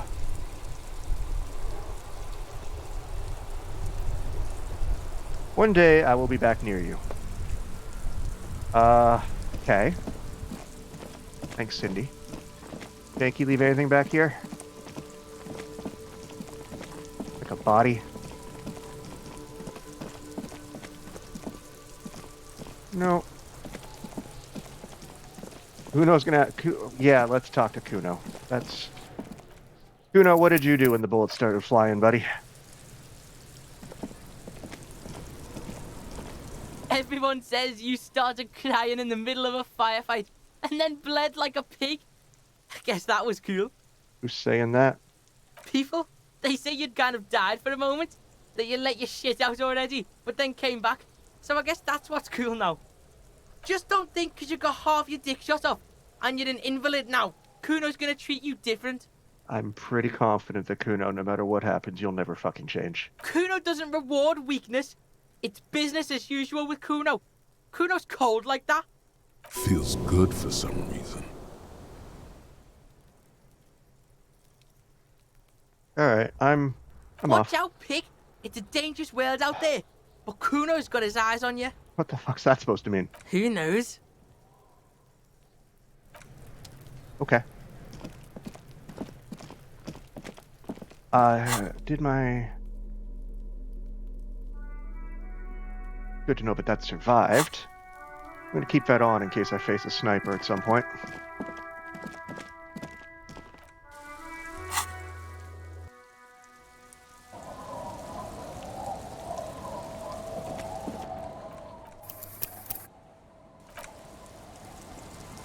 Okay.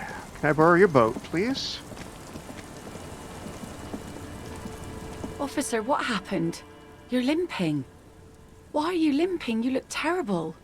She sounds almost disappointed with you, reprimanding you for falling and hurting your knee. You seem angry. Why? Look at you. You can barely walk. Some people hurt me. Is this from the shooting in town? We heard gunshots. Not that we don't hear gunshots all the time, but they were closer than usual. There was an exchange of fire on Rue de Saint-Guylaine. It's nothing to be worried about, madame. I have a question for you. Of course. Can I help you with something? We need to get to that island. That won't be a problem. It's wind still and the tide just dried. We've got 2 days of relative sunshine ahead. What's on that island, anyway? Nothing, just ruins. Used to be some kind of fortification there before the war for the communards. They had an aircraft gun, I think. Bombed to bits in a landing. I haven't been there myself. Always steered clear of it. Hasn't been there herself. Who has then? You said you haven't been there yourself. Who has been there, if not you? My husband used to drink there. Him and his drinking buddies. Always seemed like a bad place to drink to me. People died there during the landing, you know. My mother told me. This must be one of the many fortifications that was used in the dying days of the revolution against coalition forces before they took this city. The kids sometimes go there too. I know they do, on rafts. I tell them not to, but they bring back old bullet casings and such. Which kids? The twins. God forbid they bring the girl along on some rickety barge.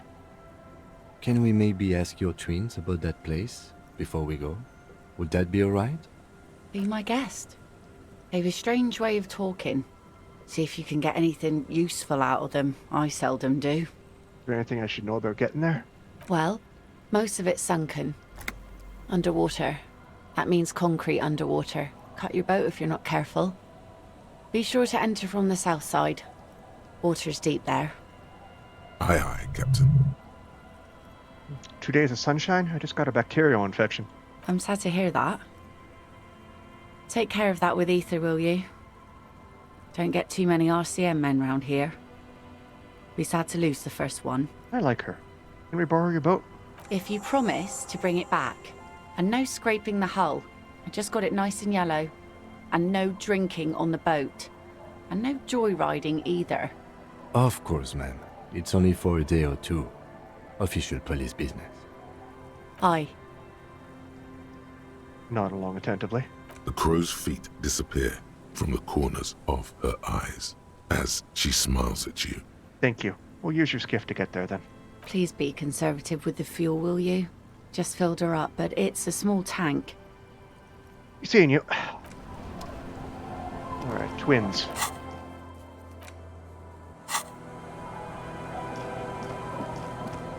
At least it's not snowing today.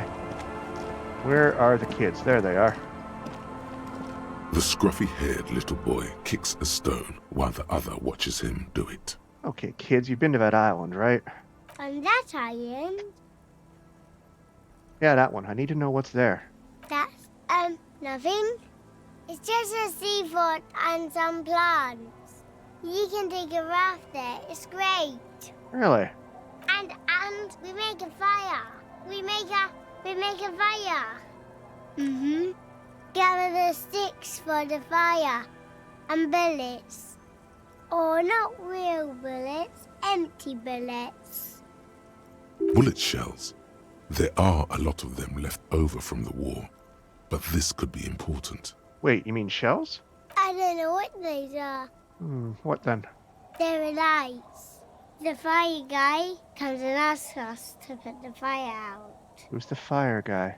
They must mean a human being on that island, but it's cut off. Someone lives on that island? No. Yes. What? Let's go with yes. Why is he the fire guy? Because he asks to put the fire out. Why does he ask you to put the fire out? I don't know. He doesn't like it. He don't like people to be there. You shouldn't go.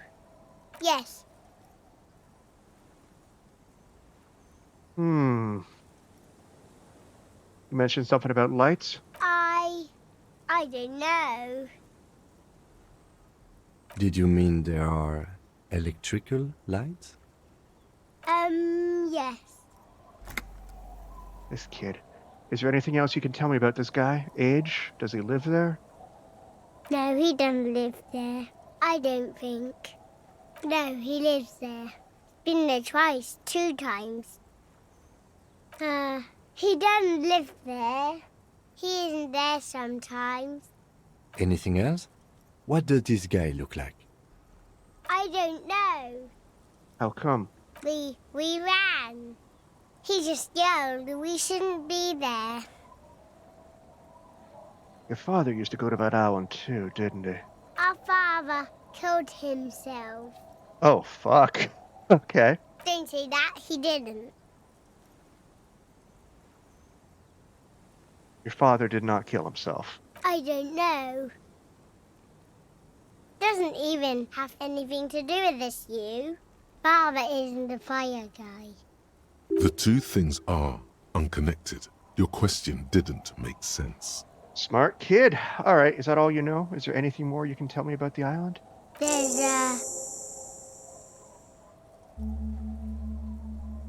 Lights, fire guy. We should check up on that island. Bye, kids. Take care. All right.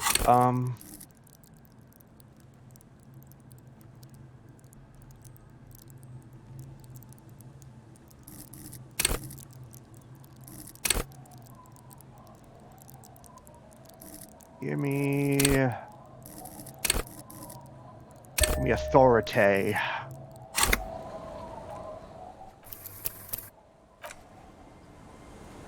Okay, so let's go to the island and see what I can see. Where's the boat?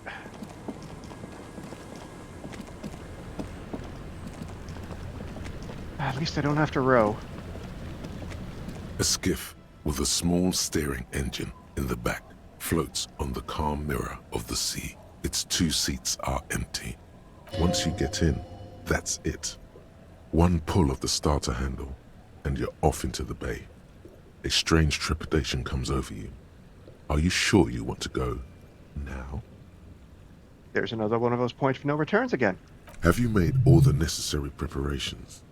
Closed all your accounts? I don't know what else I can do. Remember what the net picker said. It's a small tank. You won't be going back and forth on this. Let's get in and ride to the island. Nothing else left that I want to deal with.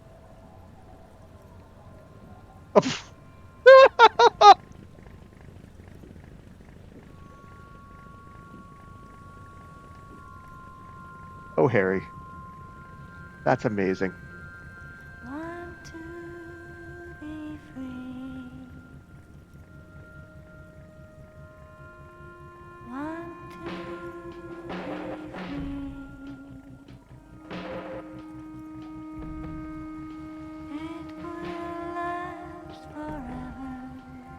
Well, this VOD is getting muted.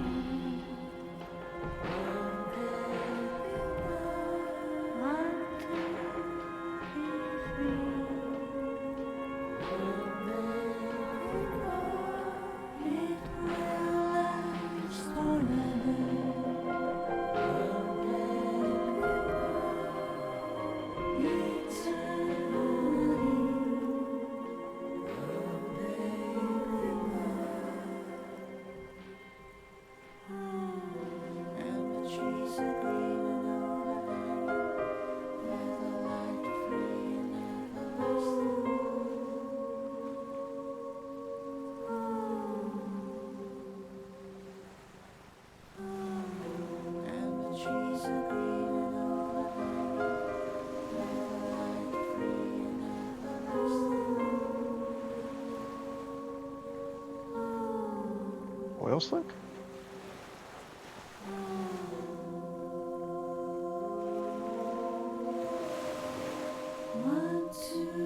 Wonder how old that is. Bunker system. I need places to hide.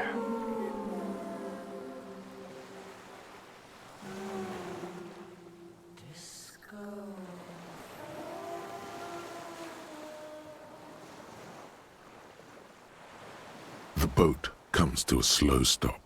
The lieutenant turns the engine off. Then there's silence. In the silence, a sputter of wings. A flock of quails takes off in the distance. Let's go.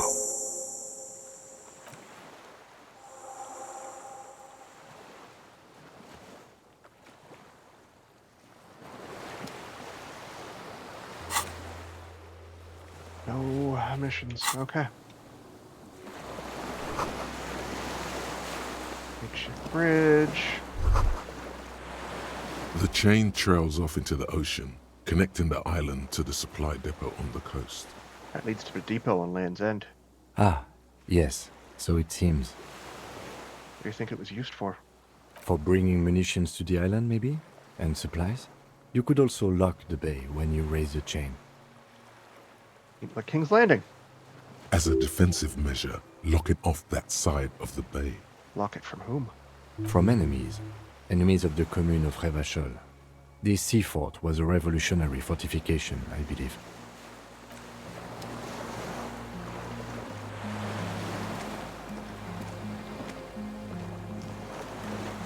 We can go down here. Is there anything down here, first of all?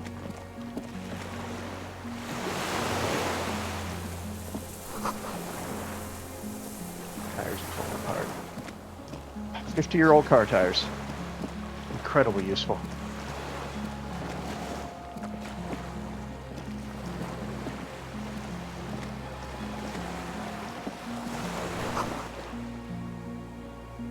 Okay, that explains the oil slick.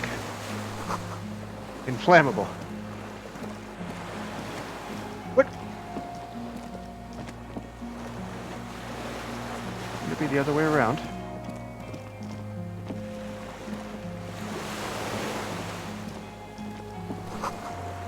Our ICM.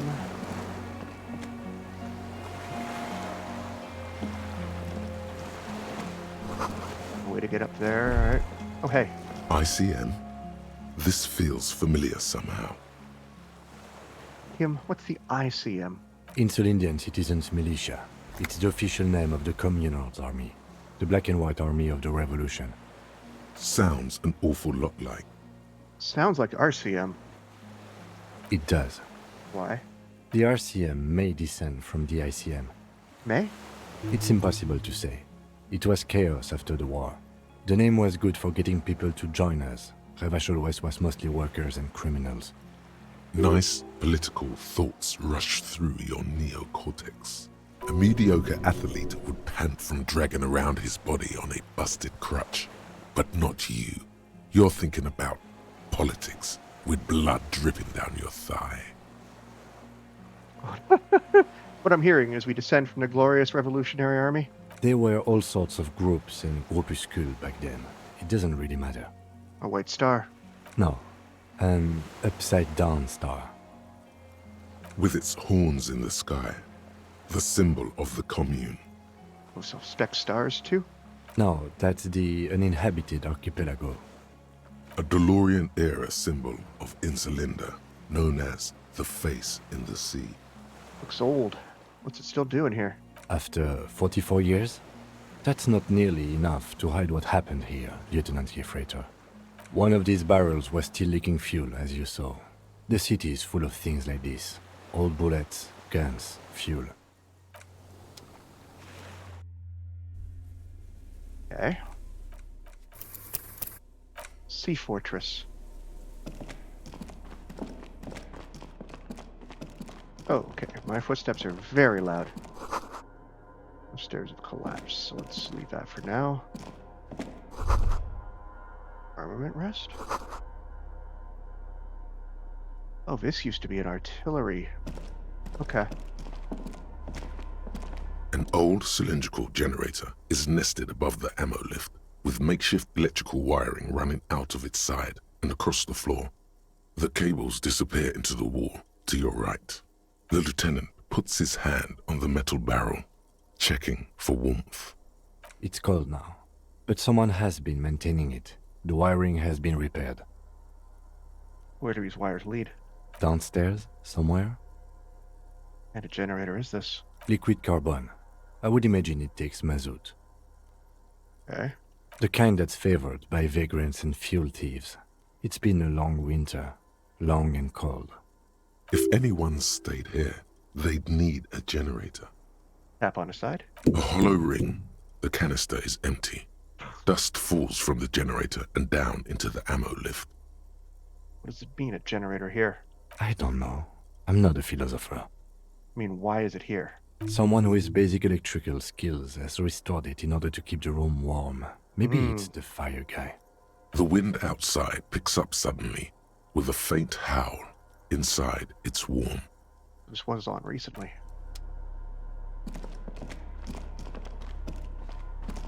There's a greasy old spring mattress in the corner, resting on piles of soft cover books. White linen and a pillow are visible under a worn-out caracal blanket. Someone has been squatting here. The linen is fresh, recently washed. How recently? You force the rest of the sentence out through pain, thick as molasses, no longer able to hear yourself speak. You know, officer, you can rest here if you are feeling tired. I will keep watch. You could use some rest for what's ahead. No time for rest now. Yes, any time. If you need a rest later, it's okay by me. You don't have to be a hero. Is that just to cheaply restore my health? Books, mostly fantastique and historical fiction. Survivor's kitchen. Someone lives here. Candles planted on a broken range fire. Wind guard.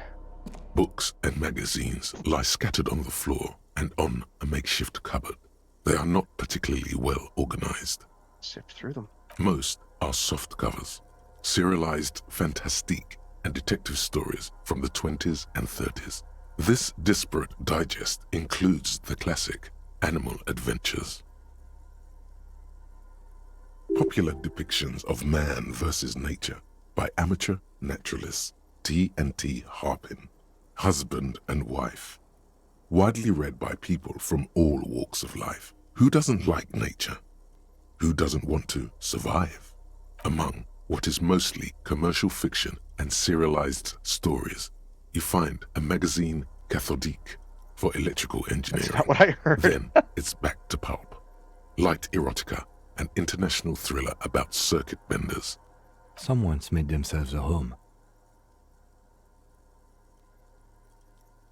Does anything stand out as unusual? Not that you can tell. This is a digest of someone who's dead bored. Most of it is for entertainment purposes, fittingly right next to the radiola on the floor. Okay. You do feel there's something you're not getting here, though. Oh well. The print in some of these is pretty small, though. This person has good eyesight. Come back after exploring? Oh, an arrow or shirt. Okay.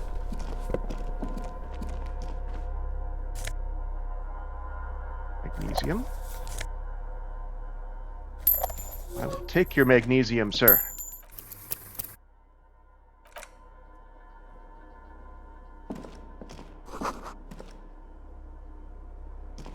You see a small metal door nested inside a larger one, a heavy steel blast door. There is a conventional keyhole above the handle. It's very small. What's on the other side? Another part of the island, probably. The lock looks like it could still be usable. How do we open this? Maybe this is one of the doors we don't open? He's right. It would be better to open its big brother. A powerful engine hangs under the ceiling. It must control the blast door. You're right, we opened the big one. Do you see the controls anywhere? I think there's a console just southeast. Let's look around. Getting the blast door open seems like the best plan.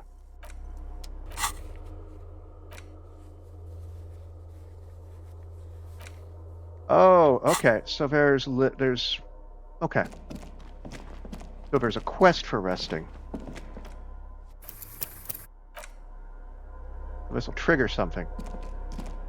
The greasy old The offer still stands. Take it. You don't look so good. The bed is quite inviting. Maybe a all little things should I? considered. Just an hour. It's much. You face the concrete wall. There's less light there, in the dark corner.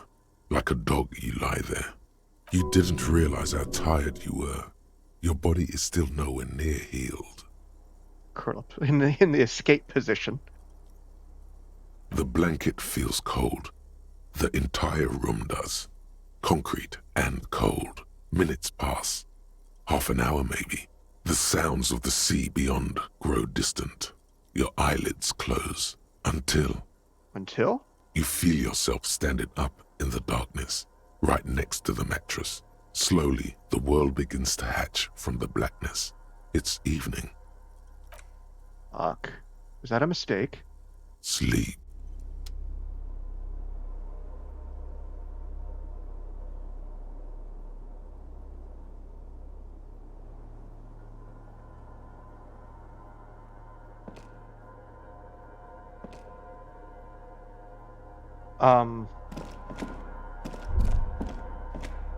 Where's the HUD?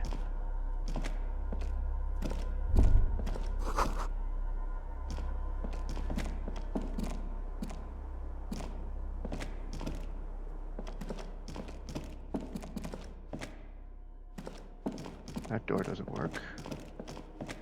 Tell me to go outside to the beach.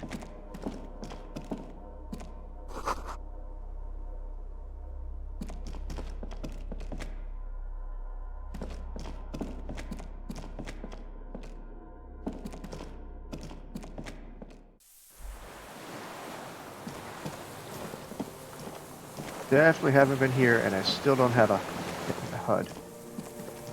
That's... what's going on? Go down the chain, there's something there.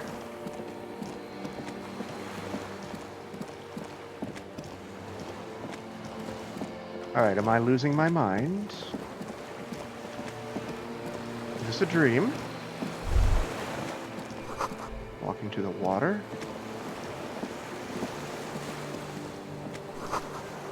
What?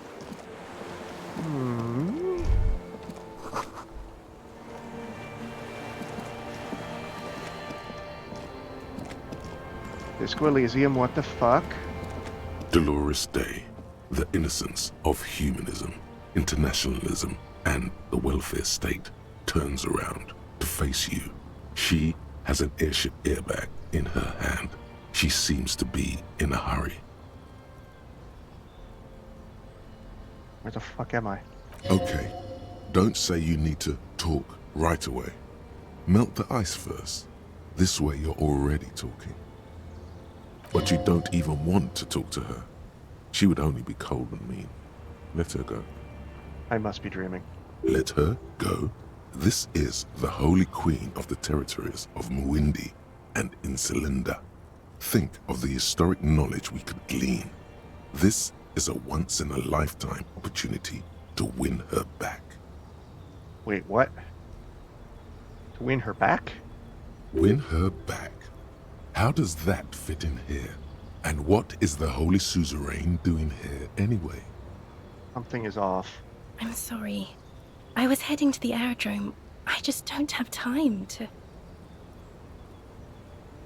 She means she doesn't have time to tend to your emotions. You don't have time to tend to my emotions? She sighs and looks over her shoulder. What are you doing? Stop saying things like that. So Harry is hallucinating. This is his wife? Where are you going? I'm going to Morova. To live there, in Grad. It's 1 million kilometers away, Harry. Might as well be another lifetime. What's in the bag? Just my scepter, my globe cruciger, a spare silk gown, a toothbrush, travel documents, the crown of immortality. Aren't you already wearing one? Oh, this. This is just a wreath. The crown of immortality is made of rarefied light, mana and raw palladium.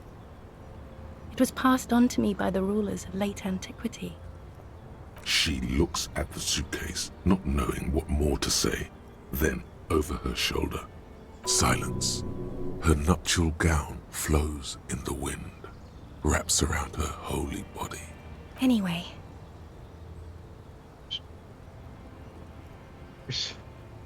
Sure. Your skin is holy and soft. No, Harry. It's just regular skin. I'm not as beautiful as you always thought I was. Let's not get into. You are. None of the others are as beautiful as you. She does not answer. There's that expression again. Silence. A distant wind blows. You can't think of anything pretty to say. Hey. Hey. How are you doing? I'm doing really good, actually. Both professionally and romantically. I've come to a fulfilling and peaceful period in my life. Well, how are you doing, Harry? I'm in my head. I miss you. Well, I'm in my head too. We're all in our heads. Do you miss me there? Sometimes. Not as often as I used to. So much time has passed. More than it seems here. This is everything I always warned you about. This is a world-class hallucination. We stay for a moment? Hey, do you know what, Ares? When talking to a hallucination of a god that may also be my ex-wife, sometimes the Riz just shuts down. Can you stay for instance, can you stay for a moment? We need to talk. We need to have one more massive epic showdown. No, Harry. No. I don't want a massive epic showdown. I want to go to the aerodrome. I have tickets for the 10:20 flight to Morova. Really. We don't have anything to talk about anymore. Every combination of words has been played out. The atoms don't form us anymore. Us. Our love. Our unborn daughters. Well, I know that, Ares, and you know that, and Inland Empire knows that, but I think Harry's still trying desperately to come to terms with it. It's all gone. I have to go to the aerodrome. I have to leave Revachol and you. And you have to be alone. In hell. Forever. That's just the way it is. Oh God, whatever you do, don't try to kiss her yet. Not after that. You're still reeling. You'll fall over if you try now. Oh, I don't know. This is wacky. That's not a very good way for things to be. It's not. But what? Tell me there's something good. I don't know why I said but. There is no but. That's it? That's it, yes. We've talked about it a million times. You will get over it, just like I did. People do. Things will get good for you again. Where in hell? Stop. You're only making it worse for him. You never help with anything.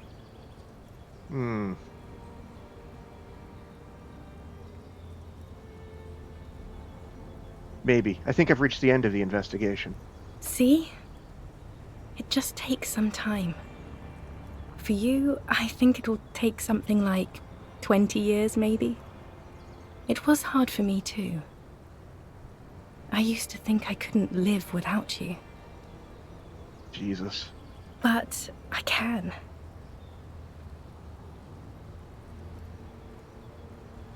But you felt that way once? You can't live without me? Yes. But that time is gone now. So very gone. It doesn't have to be like this. Maybe we could try again. This is gonna blow up in my face, but it'll be hilarious, so let's try it. No, Harry. We can't. Why is that? We already tried again, and it didn't work. Oh, goddamn. Is that how it is now? We should just try all good things twice and then give up. By that logic, not you too. Okay, I won't ask anymore. She does not seem relieved at all. Glances over her shoulder, then at you. The neon sign of the video rental glows behind her. I get the feeling you're not really Dolores Day. I don't know what you mean. Dolores Day?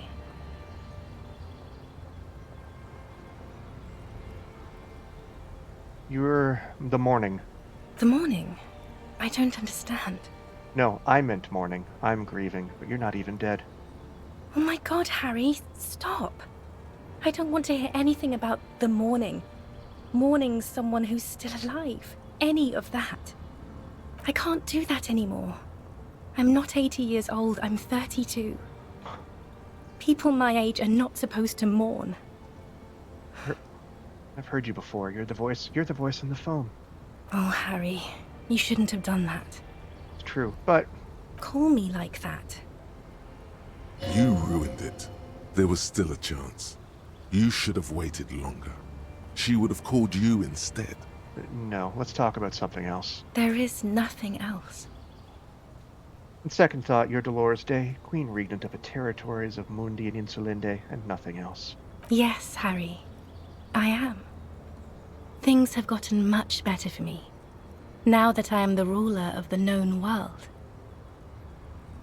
Oh god, it's already so late. I have to go, Harry.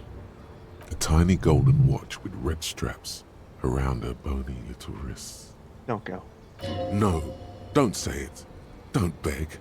It will only make her go. Please. I have to, Harry. Really, I've already missed the 8:30. I'm gonna go now. I was wrong. You don't have power over her anymore. You shouldn't have said that. I am wrong about everything. You should go on without me.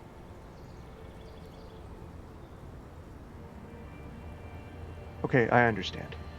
No, you don't. You're just being a martyr. And I'm really going now. The time is up. I must be on the 10:20 flight. Will we ever see each other again? I won't see you, but you will see me. How can that be? Oh, Harry. This is a dream. Can't you see? I'm already in Morova by now. Who knows how long ago this happened? A year? 2?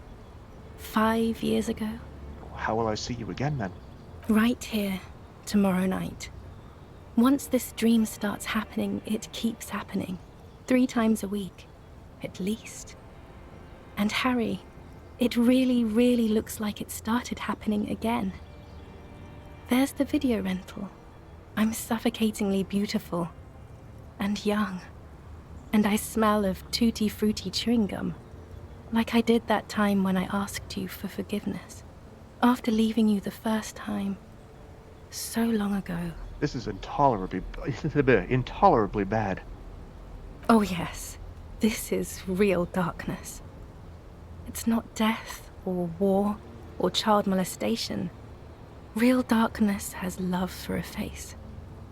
The first death is in the heart, Harry. See you tomorrow.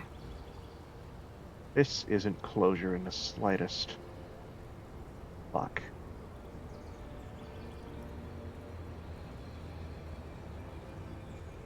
I was hoping if I stopped drinking and I would slowly start to recover and something, but that didn't do it, clearly. You're up quick. How was your sleep?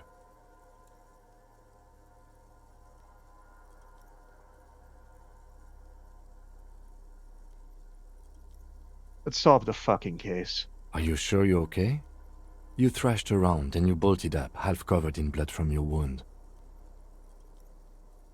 Let's comb the entire island, centimeter by centimeter. That's the next step in the task chain. Okay. He's still worried. You must have really thrashed and squealed in your sleep. Well,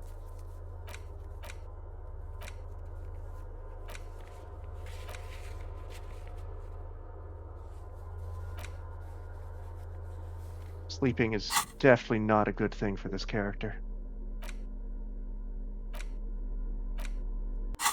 Okay.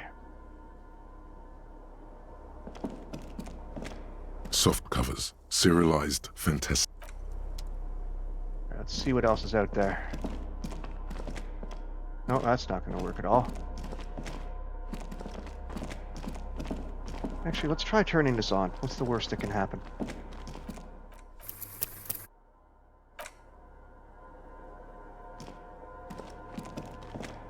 This old cylindrical generator, the lieutenant assists you, holding the canister up to the fuel tank as you tilt. Dark brown, viscous fluid pours out, and the room fills with a chemical smell. There's a red starter switch on the side of the cylinder and a start rope on the other side. The lieutenant flicks the switch. I pull the rope. The recoil start wakes the old generator up. The machine sputters like an old warhorse before settling down to a rattle. That should do it. I've been carrying around fuel all this fucking time, and I didn't make the connection. I just automatically did. Okay. What else we got over here?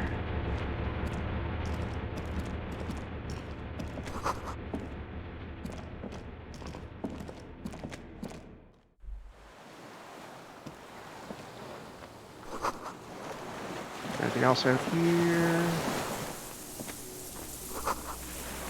Wrecked hit.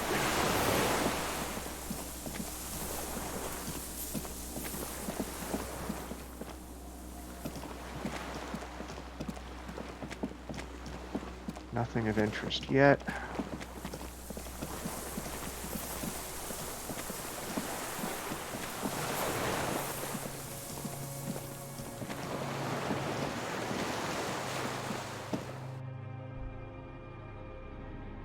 Ooh.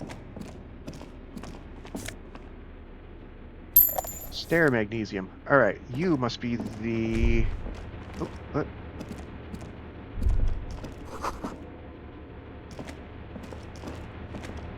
Green paint flecks off the monoblock aluminium cabinet. There are rows of switches on the front panel, a frequency band, and even a keyboard. The keys rattle like teeth.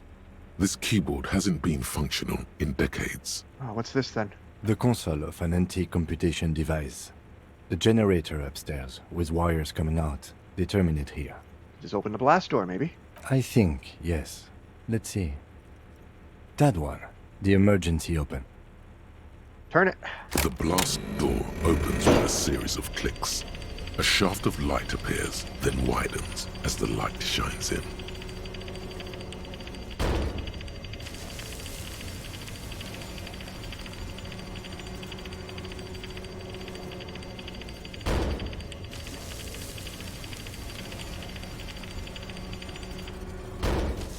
Excellent. After you. What's there? I don't know. A thin wisp of smoke rises from a charred black fire pit. The wind picks up, then dies down again. What if we get into another fight? Don't worry. I have a gun. I also have a gun. I know. It was not easy to acquire. Thanks, Kim. Alright.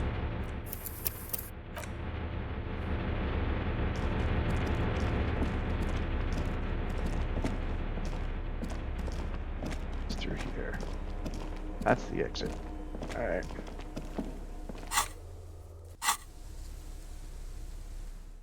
I don't have the element of surprise because everyone heard that fucking door open.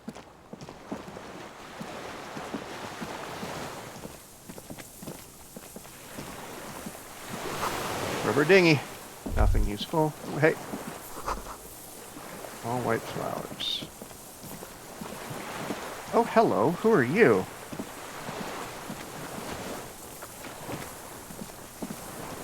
An old man wearing tracksuit trousers leans on the frame stock of his rifle.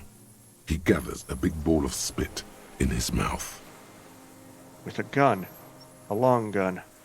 Then spits it out into the extinguished fire before him. He raises his black eyes, hooded by creased eyelids, to meet yours. Unclouded by cataracts, his eyesight is sharp. You the fire guy? The what now? I can't hear you. You recently tell two kids to put out their fire? Two twins? I may have.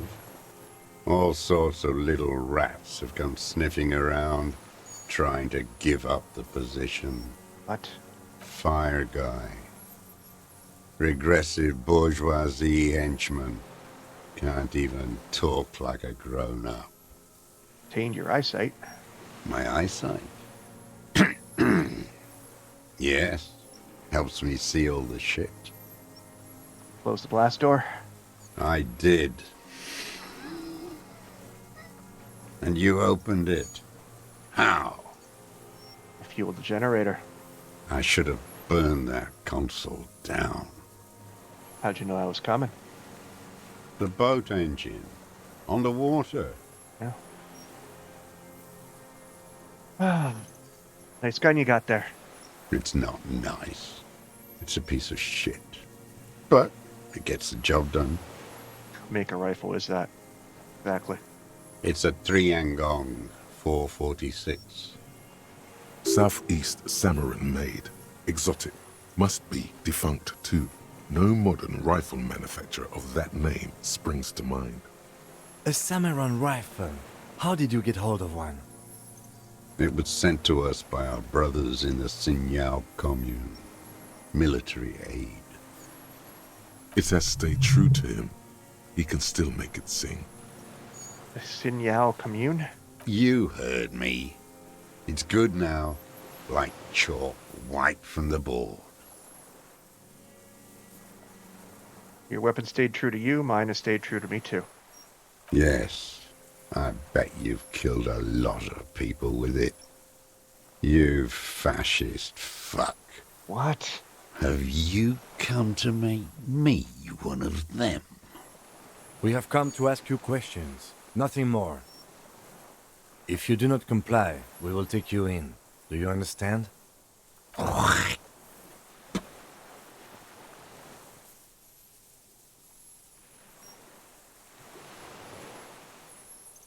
I need you to put... I'm with the police. You can keep the gun, but keep it down. Not one move. No. Put it down now, sir. Or you're gonna blow my brains out before you question me.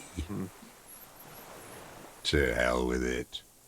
It's a walking stick anyway. It's out of bullets. Like an amputated limb in the sand.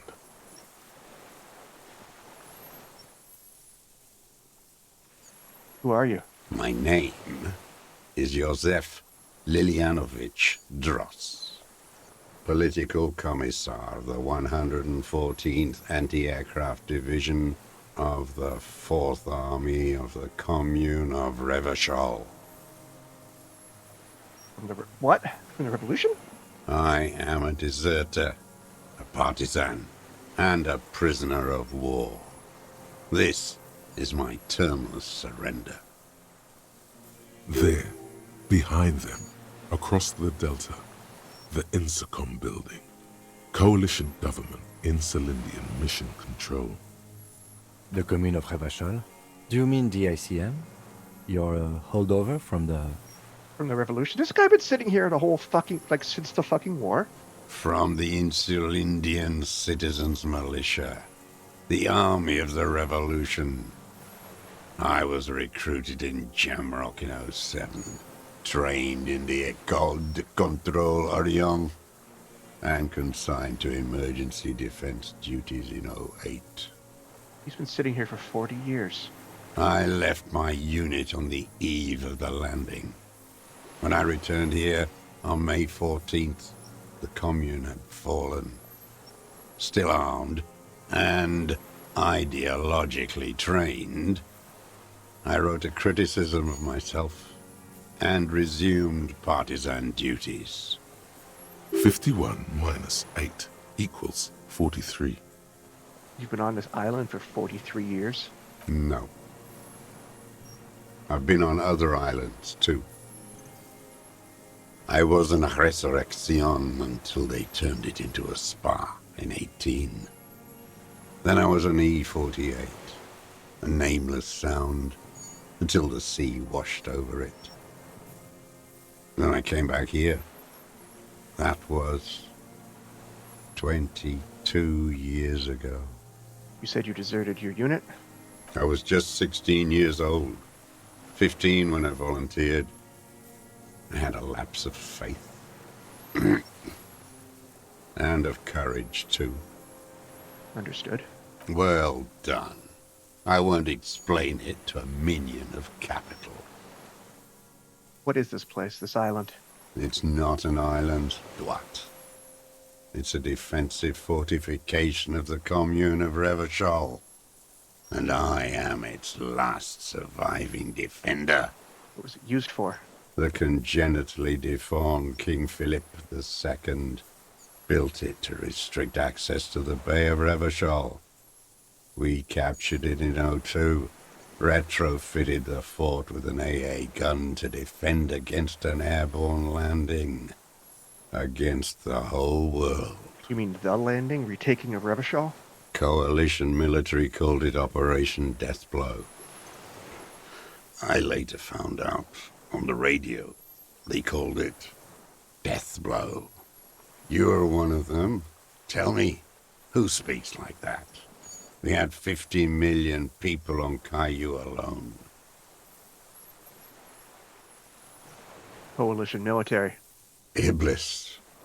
Iblis? The black-eyed angel.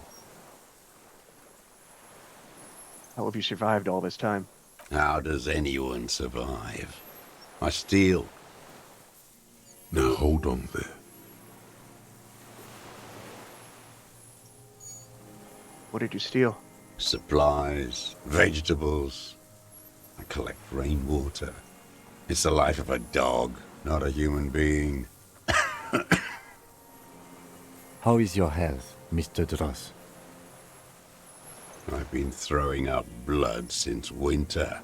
Red, like beetroot. Been passing it in stool, too. Fuck. He does seem frail. Gaunt for his age. More like 75 than 65. Trouble putting on weight could mean cancer. The RCM can provide medical services. You need to be looked over. I need to die. You don't have medical facilities. You have guns. That's all they give you. Toy guns. You've been on this island far too fucking long. This is a serious situation. You need to be looked over, and we can do it. There's nothing to look over. The triage is in, and it's black. Administer morphine. Moribund. How have you coped? I haven't. I have holes in my brain. Years missing. Others filled with pain only. A decade of... I don't even know what. Inferno? This is for Kim. I would imagine it gets tremendously difficult, mentally, to live in isolation. Traitors. It's better alone.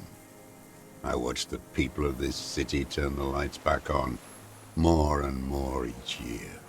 Ruins, glimmering in the dark, like a fucking merry-go-round. It's disgusting. Are they not heartbroken? How could they have moved on? How have you concealed yourself all these years?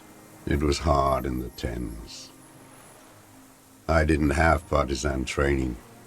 They were searching for stragglers, those bloodhounds. Floodlights on the water at night. There were posters, campaigns.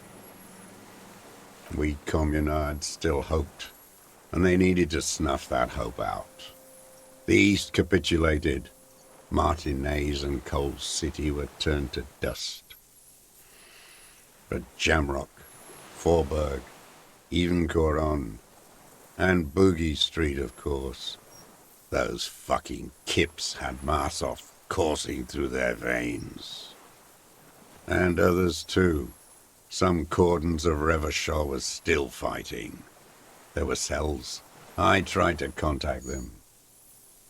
Soon they all went silent. The frequencies dead. How did you get between here and the mainland?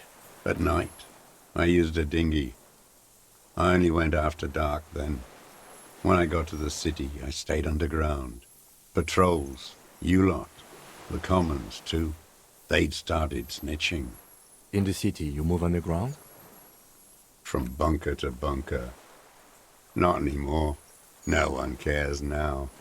I don't even have to hide. They think I'm another antisocial vagrant. I could walk straight into that town if I wanted. Why don't you just walk there? I don't want to. They're all traitors. Pigs, rabbits, and dogs. Men without ideals are only animals. He does not want to see life moving on. People forgetting, drinking, laughing. Tell me another thing. The old man looks across the water, at the city, the ruins, the motorways rising above it. You said this is your termless surrender? You're with the RCM, the coalition-appointed mob that enforces bourgeois morals in Revachol. We're not coalition appointed, we just try to help people. You're the RCM. You represent the Moralist International, the enemies of humanity who took this city. I represent their adversary, le Parti Communiste d'Insolande. Take me to them as a prisoner of war. I have relinquished my weapon. I can no longer serve. No superiors can relieve me of my duty. You bulldoze them all to a mass grave for trying to free humanity. A spray of blood from his mouth on the black charcoal in the fire pit. Rene, the royalist on the coast, said, You never signed the Revacholian Instrument of Surrender. Liberal reactionaries signed that instrument. Traitors who should have been burned alive. I answer to the Communist Party. Is that part of why you've been here all this time? Because the party didn't surrender? He just wipes the blood from his chin. Honorable. Honor is a feudal atavism. My motive is class. So you're a communist soldier from the communist army? No, I am not a soldier. I am an ideological officer. I belong to the party, not the army. But you said you were trained and assigned to a defense corps. Trained in historical materialism, then assigned as a political commissar by the party. These things used to mean something. What does a political commissar do? The old man does not answer. He tilts his silver head and looks at the reeds. You see a small tremor pass through his legs. His job was to assure the army answers to civilian control and follows the ideology of the Commune. Scientific communism. A commissaire politique is a knight philosopher of the revolution, a future human. That means you're a trained communist, right? He nods slowly. Then another tremor. I'm not into politics myself. You're inert lumpen with a gun. Well, delightful. Detective, we have not come here to discuss ideology. We have come to ask questions regarding a murder investigation. The old man spits into the fire pit. He does not say anything more. A jitter passes his lower body. Is this fucker gonna die on me before he confesses? There's definitely something off with his body. Something more than just metabolism, or even cancer. Again, you've been hiding here for 43 years? 43 years and 10 months. That's steadfast. It's not how a human being should live. But I had to. I couldn't just forget. I couldn't just forget what I saw. What have you been doing during all this time? Hiding, fishing, waiting. Where the afternoon grows late, on Rue de Saint-Ghislain, people walk home. Street lights will soon be lit. Further inland, the streets are alive with workers, men, women, children, street hawks and migrant laborers. The temperature is steady. Alto cumulus clouds form above Precinct 41. 2 police officers step out of the Whirling in Rags cafeteria. Satellite officer Jean-Vic Mayer inspects giant letters across the plaza mosaic in dark red government-marked heavy fuel oil. Patrol officer Judith Minot points west. The fishing village. She glances at her watch. We meet in 15 minutes. It's a 10-minute walk. The officers go, leaving behind the writing, still smelling of petroleum. One day, it says, I will return to your side. All right, my translation was wrong. Always waiting. For what? For her to return. Oh, fuck. Her who? Girl, child, revolution. Girl, child, revolution? Always. I'm afraid she's gone. The material base for an uprising has eroded. The working class has betrayed mankind and themselves. The historic opportunity for a revolution has passed. It will not come back anymore, however hard I try, whatever I do. I have another serious question for you. There's nothing serious in this world. It's a farce. I'm picking up the gun. His gaze follows your motions. The rifle feels surprisingly light in your hand. Frame stocked and patched in places with tape and wire. Inspect it. The rifle's in a shabby state, like a crutch that's seen too much travel. Hieroglyphs are embossed into the forearm, made of walnut. On the butt, you see Vespertine writing, burnt into the wood. Triangong, 4.46mm, made in Sinyao. It's as he said, it's a Triangong made in Hinsao. Worn. Personalized even. Looks like this weapon has seen a lot of use, hasn't it, sir? No response from the old man. The plastic cape around his shoulders rustles in a small bout of wind. This uses jacketed ammunition, 4.46. Jacketed. Military-grade ammunition. Stable in flight. Good for hitting something that's very, very far away. As he speaks, he stresses every word. He's liking this. The old man keeps following your motion with his gaze. His right arm twitches suddenly. This looked very much like the murder weapon. It could be used against him to get a confession. In time. What have you been using this gun for? I've used it for killing people. Oh boy. Killing people? It's a gun. That's what they're for. You want a moralist euphemism? Defending your family and your property. I haven't done that. I've used it to kill people. Jesus. Interesting. During or after the war? There is no after the war. Class war is never over. So he's continued killing after hostilities ended. Okay. Go in straight. No euphemisms. He doesn't like those. No. Be careful now. Slow and steady does it. Make him repeat it first. Don't mess this up. Remember, he wants to tell you. Get personal.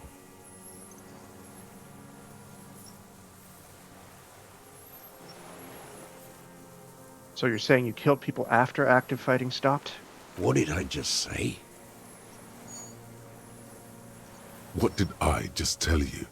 Don't drop the ball now. You know you want to tell me. Have you killed anyone with that gun in the last week or two? I don't want to tell you anything, you grotesque murderer. And why did you think that was a good idea? Don't listen to me. I'm wrong all the time. Well, fucking thanks, suggestion. Did you use that gun to shoot and kill a colonel of a security contractor, Cornell? The who now? He heard you. He just wants to hear you say it again. This is dramatic flair on his part. Right choice. We're in. Do it, sire. Corpse in ceramic armor hanging behind the whirling in rags. Did you shoot him? Oh, yes. That one. Ugly piece of work, that boy. Did you kill him? I am a son of a welder and an officer of the commune of Revachol. I do not collaborate with murderers and pederasts of the liberal regime. Exhaust him with proof. Pile it all on him. Get a confession. The gun. The murder weapon is the perfect opener. The scent of blood in the air. But what else? There was something you can't remember. I don't need your cooperation. I've got this. Not a lot of guns around that use military-grade ammunition, are there? It's a real gun. Not like your little musketeer pistols. I've seen you prance around with those. Jumping hoops for the liberals. You look like imbeciles. Why don't you ask them to give you real weapons?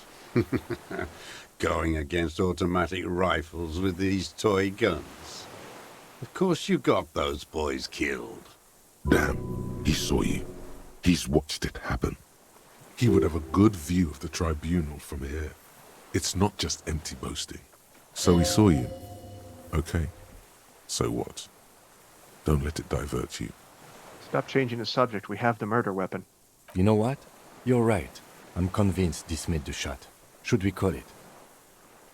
I'm calling it. We have the murder weapon. Good. This feels good, doesn't it? Tearing things up like this. When you have the murder weapon, you have the killer. Murder. This pushed him, but not enough. Just a little more. All right, let's back off for a moment. Tell me this. You're lost, Dwat. You're lost.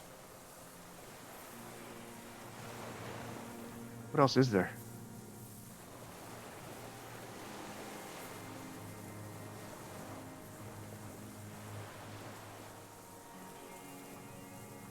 Overtime, Mr. Dross. The Colonel, we need to talk about you killing him.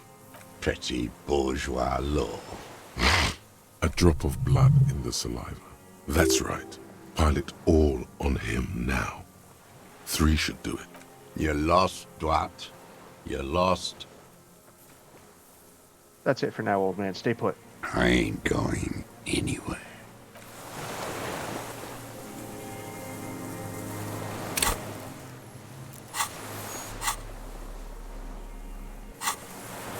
Okay.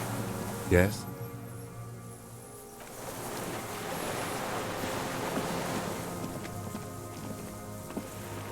Okay.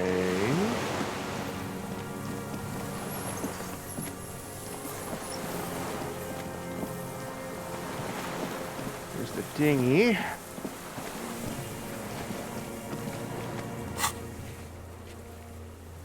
Need 3 examples of proof. I have the murder weapon, that's 1. What else is there? Can I get over there?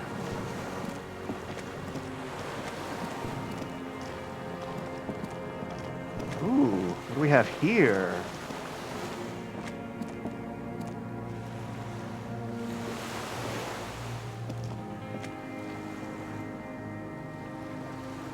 I can't get in there. All right.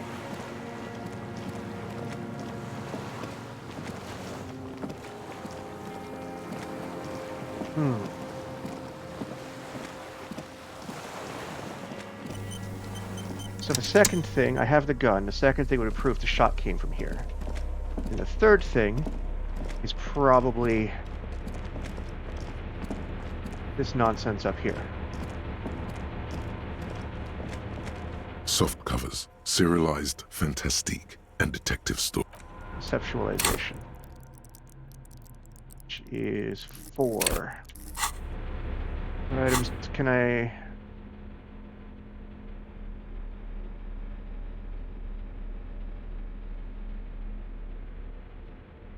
Let's do that.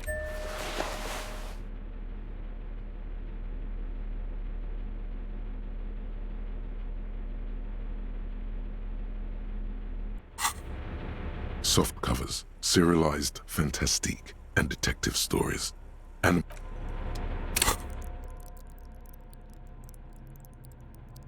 Ooh, I can level up.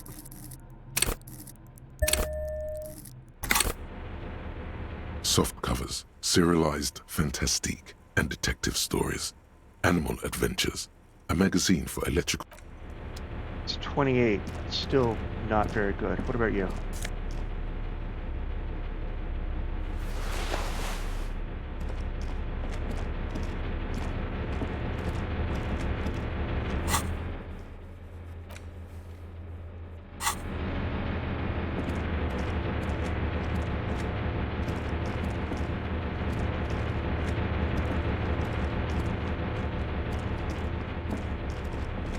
Where'd the shot come from?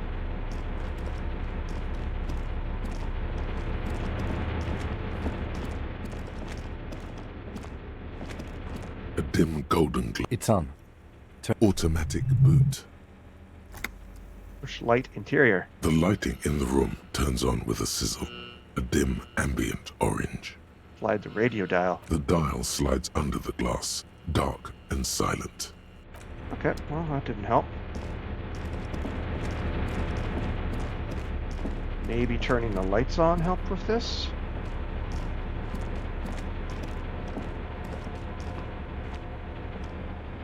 Soft covers, serialized fantastic.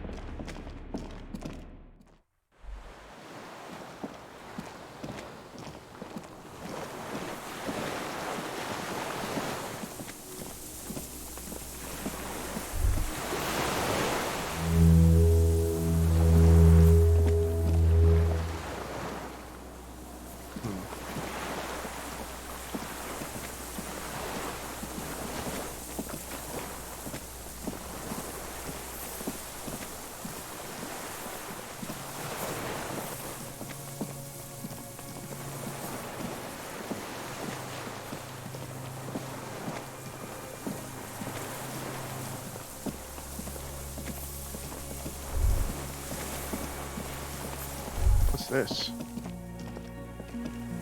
A strange feeling looking at the water. Maybe you should just wander off into the sea, leave it all, and walk in with a bottle in your hand. Shake your head.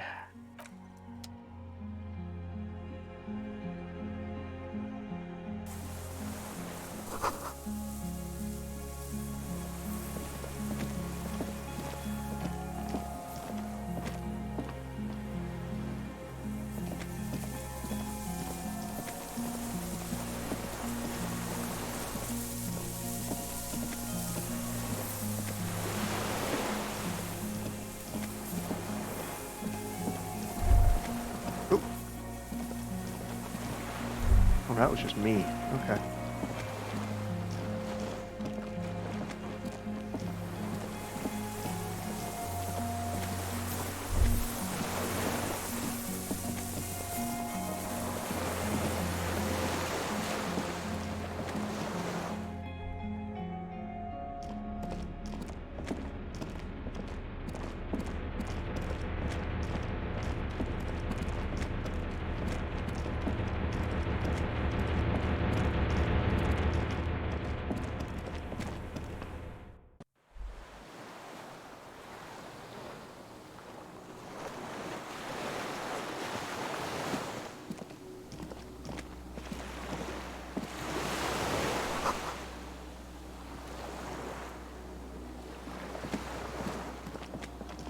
How do I get up there?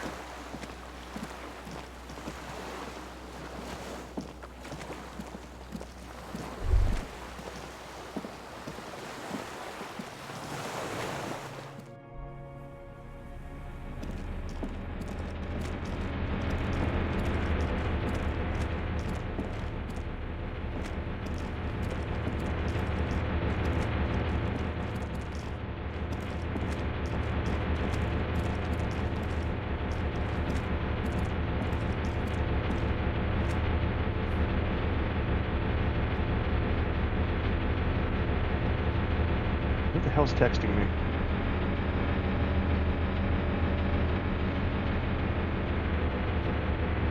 Alright, huh.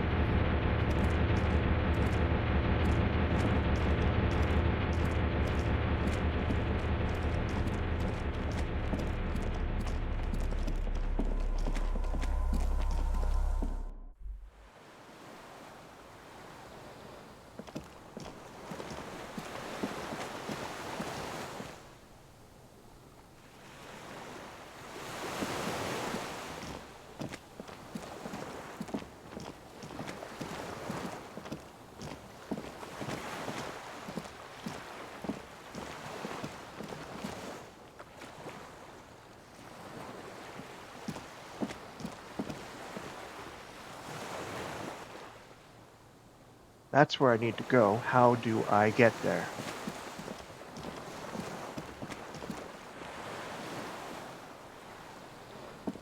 Yes?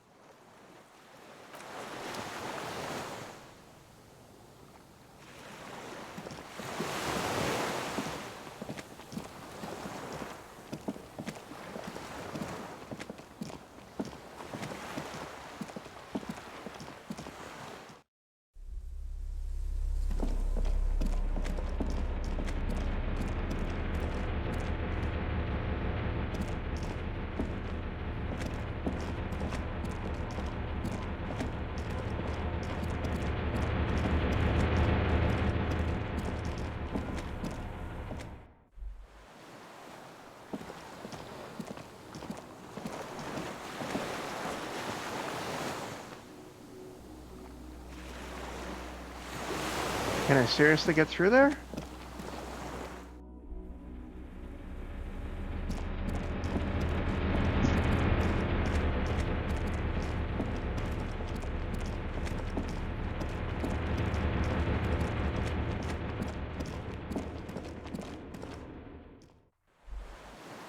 I can, I'm just blind.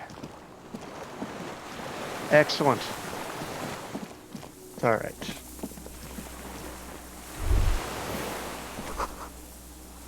Pain on my pelvis makes me wince. Well,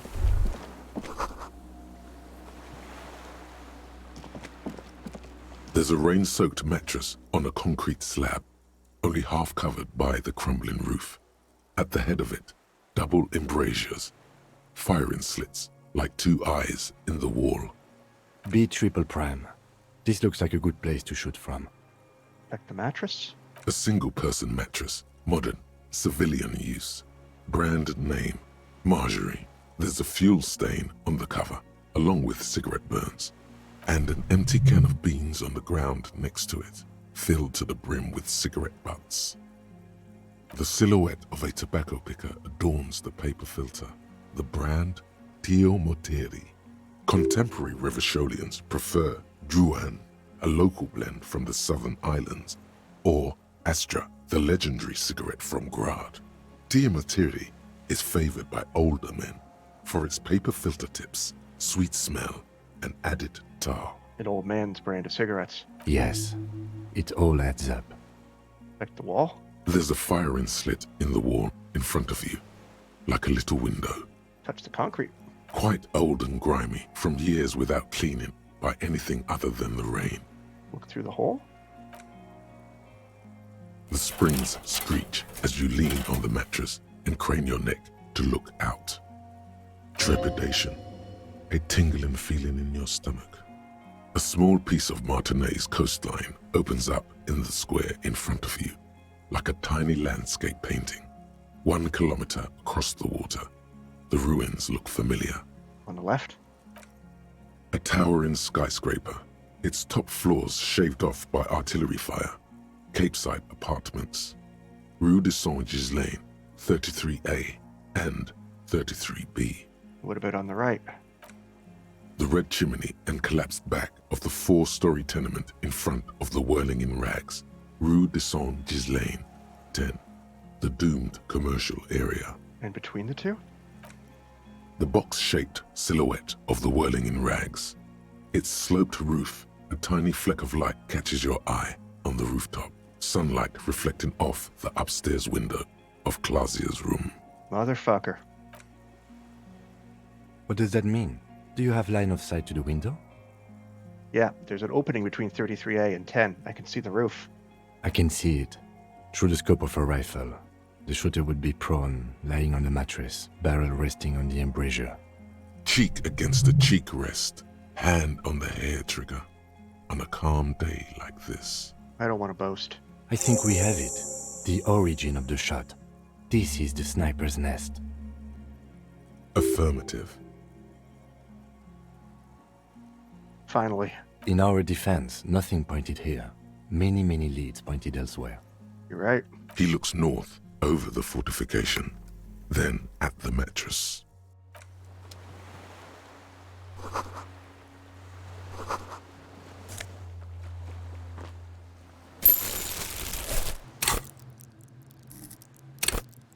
Right, I need more conceptualization, clearly.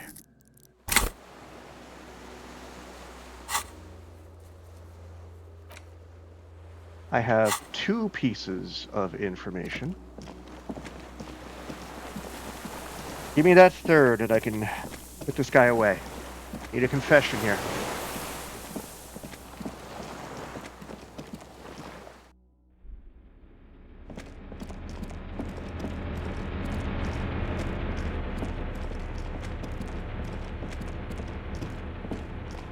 Soft covers, serialized Fantastique, and detectives.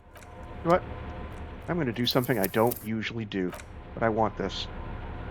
Soft covers, serialized. Oh yes, under the bed, there is a rather extensive collection of critical theory, that is, dour, life non-affirming left-wing literature, published by small imprints such as Abattoir Firm and Ouzia. It's not exactly like reading. Look, Kim, a book, left wing. I have no comments, do you? Ouzia. Looks like our straggler has kept some literature around for a quick ideological fix. As usual, he does not respond to the political agitation. Alright, well, let's see what he says to this.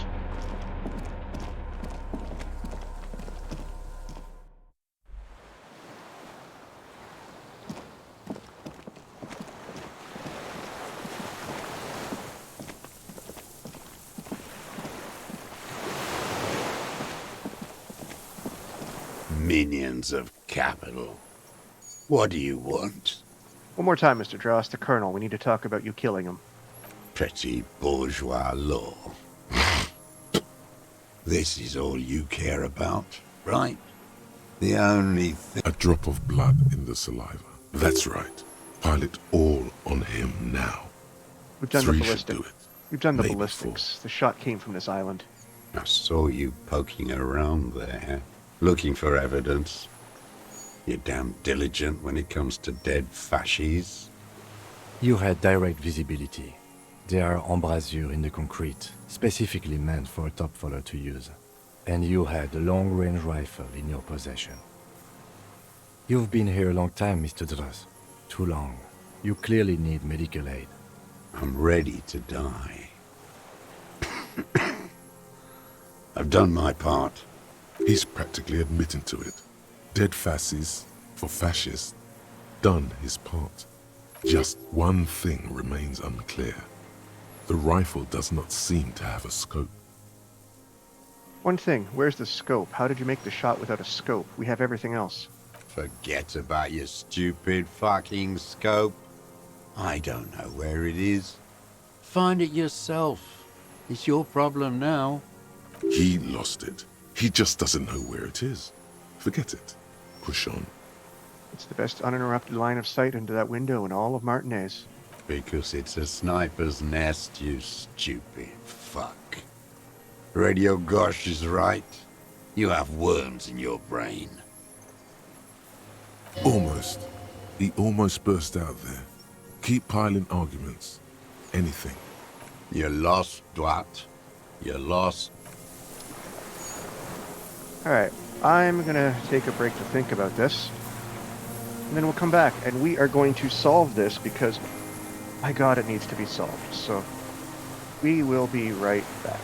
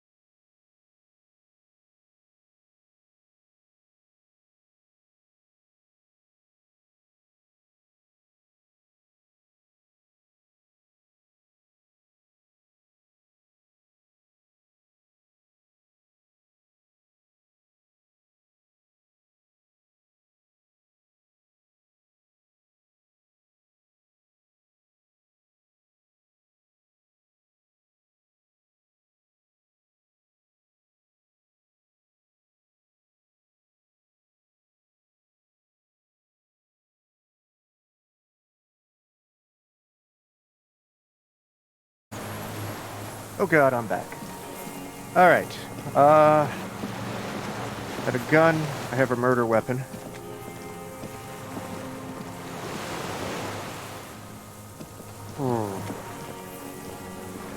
Flowers?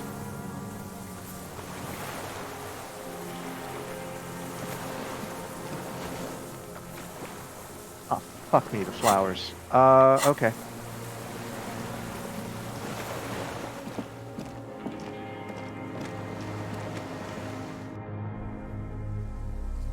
That might work.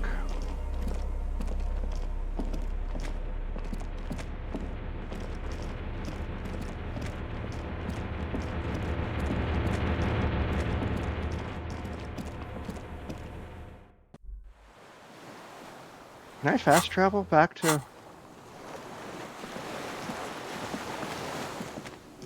Am I stuck?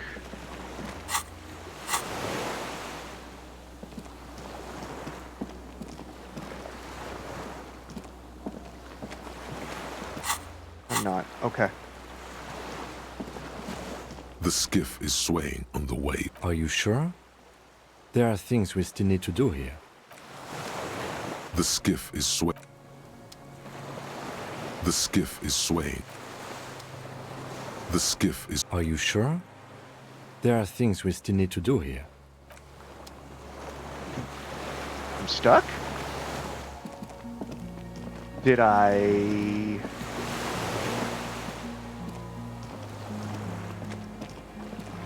Okay.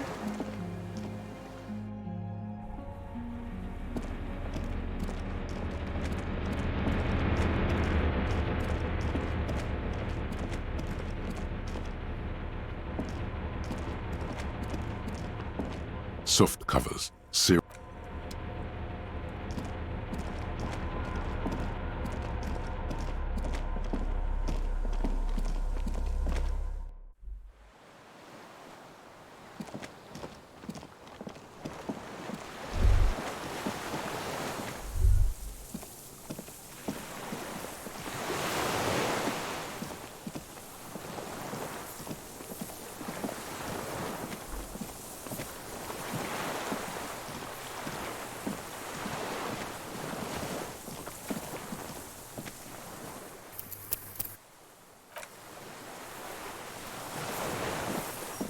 Minions of capital.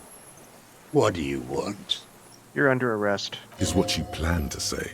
Before you can get past, you're under. The lieutenant interrupts you. Officer, are we sure? We could maybe get more. One more thing, Mr. Dross. The old man looks at his rifle in your hands. You've startled him. Maybe it was the silence. He quickly gathers himself. Still, what could he be afraid of? My name. I am... There. The commune of... From the island... 51 minus 8. No. I was in a resurrection. 43 years and it's too long. What have you been... Hiding. Where the afternoon 2 police of patrol of the officers... Always waiting. For her. Her... Girl child. Revolution. A waste. A historic opportunity for our There's nothing serious in this world. It's a farce. For a 60-year-old man with stomach trouble, who spent his entire life alone on an uninhabited island, he's prone to erratic hand gestures and clearly malnourished. But that's it. Petty. A drop of... That's right. Pile it all on him now. Wait, here it comes. The goddamn Maybells. The dried Maybells on Clausia's roof. I don't know how I made that connection, but I'll take it. Oh, yes. There were Maybells in the grass when you got here, and Maybells on Clausia's balcony. Maybells behind the victim's window. I saw them growing here. Damn Maybells.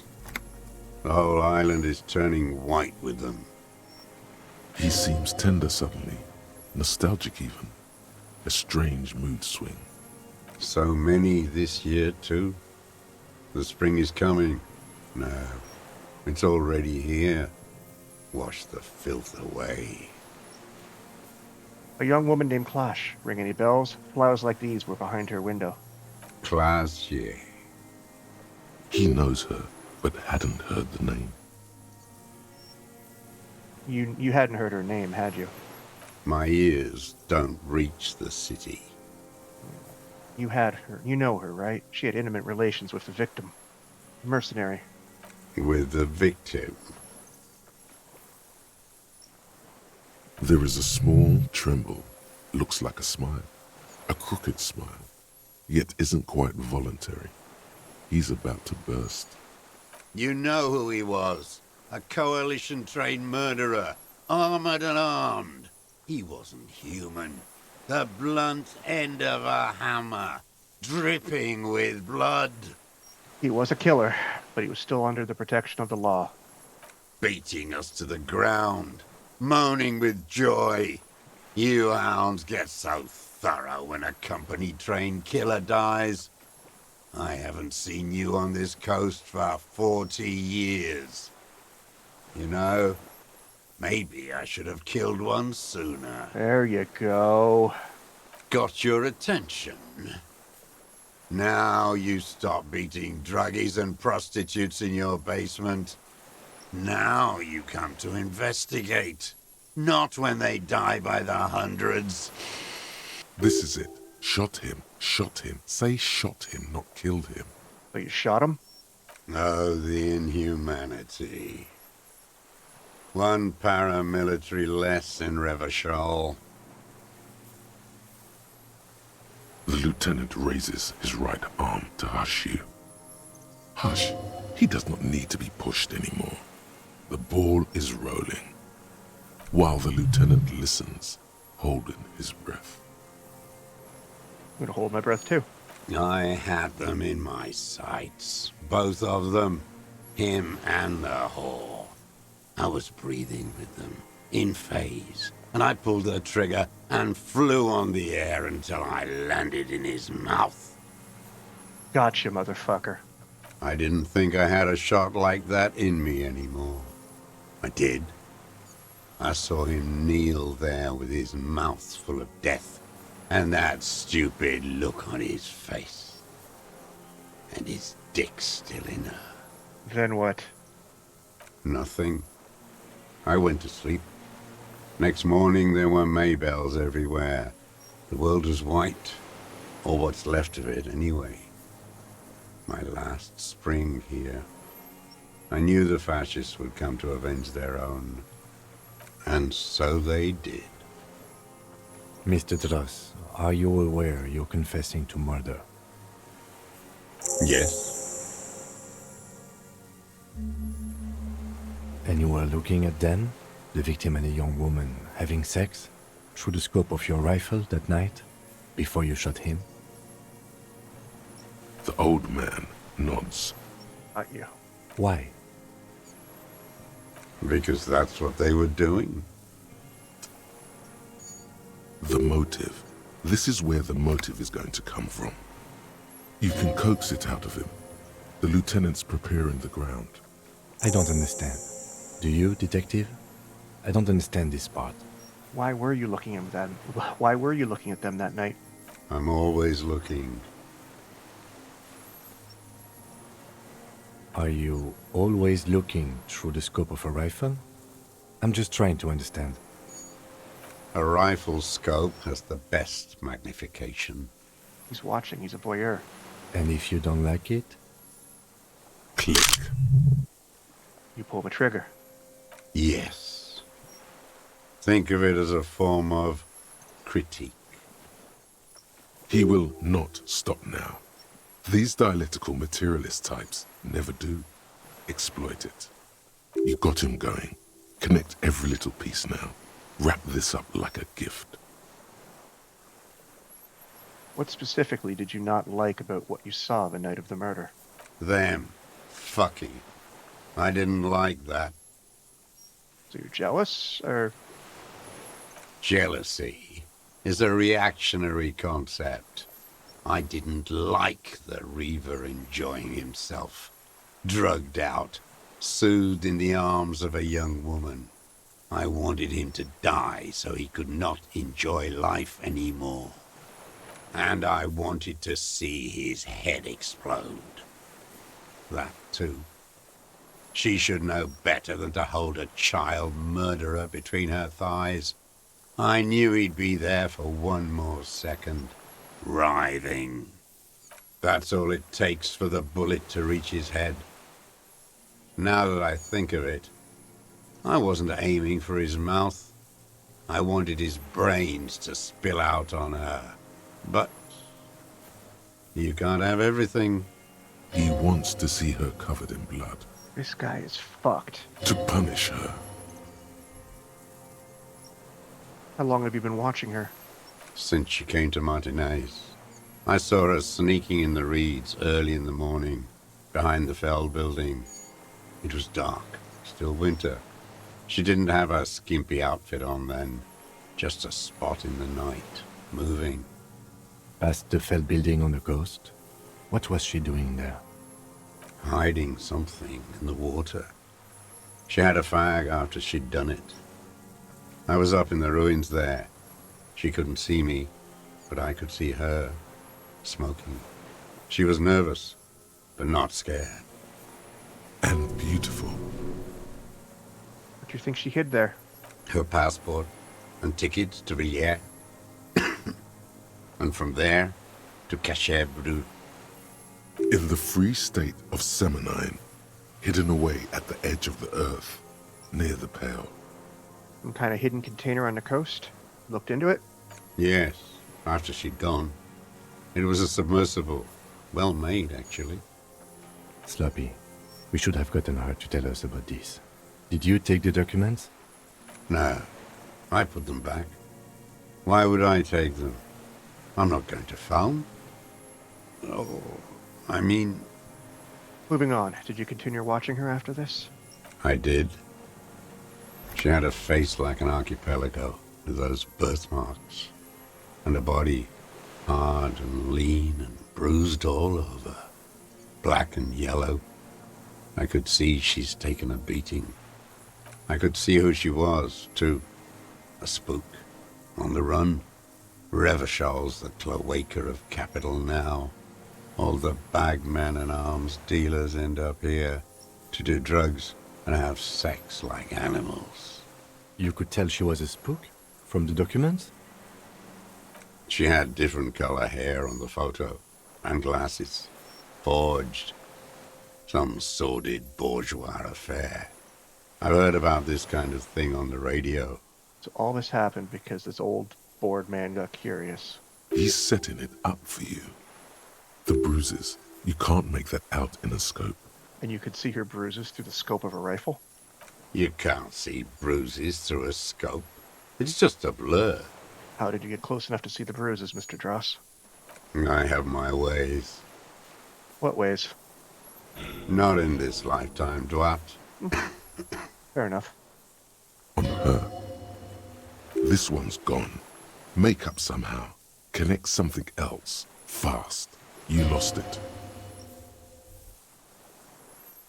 No, it's cool. I've already got him. I don't need to be perfect. No, it's not. Fix this now. Move on extra carefully. Be incredibly minute. So in conclusion, it wasn't about him, it was about her. Her. The lieutenant nods at you in acknowledgement. That's it. Motive. We have it. Where is she, that Clasier? I haven't seen her there for days. She got away. We don't know where she is. Good for her. That girl kept staring into the scope, you know. In the end, this last week, kept staring at the island. At night, crying or smoking on the roof, like she knew I was here. It doesn't matter. Midtown, across the Bay of Revachol, the oceanic wind washes 40-story towers. Above them, Lucerne Central Aerodrome, a cocoon suspended in the sky by a web of suspension wiring, encircled by hybrid aircraft. Look north. On the platform, a young woman is withdrawing from amphetamines, barbiturates, and alcohol. Yet still she smiles among the crowd, among the great ghosts of the city she's leaving, for another, far south. Well, she made it. Smaller, distant, hidden, Not like the great chandelier she sees sparkle in the night below her. Street lights, towers, tenements and water, and across it a dark strip of ruins, barely visible if she didn't squint her eyes. There, on a dilapidated jetty in a nameless village, 2 police officers and 1 special consultant look across a narrow strip of sea. The ruins of a sea fort stick out of the water, built by Philippe II, reappropriated by the Commune, then lost in the landing. He's there, doing what exactly I don't know. Satellite Officer Vic Mayer points at the ruins. Behind that anti-aircraft something. That's why we can't see him. Special Consultant Heidelstam is optimistic. We'll see the boat when he comes. Let's go get a coffee until then. I know this interesting little place. Where? His voice trails off as the 3 walk down the jetty. Okay, my backup is there. As the men go, Patrol Officer Minnow looks back over her shoulder at the crumbling fortification like a rotten tooth rising out of the water. Good luck, Harry, she thinks. You need something good for this. We could get more. We've got him talking. Who knows what he's seen and done over the years? You could get more out of him. He likes talking. Been looking at anything else you haven't liked? A tragic comedy. Druggies, prostitutes, and rentiers. A strange little engine seems to fire up in him again. It straightens his back. The familiar put of hatred. More specifically? Specifically, the whole city is a charnel house. Stripped clean and draped in neon. But Martinez is the worst. How come? Because of the racists. Everyone is a racist in Martinez. It's their favorite thing to do in the whole world. Listening to race-themed radio shows.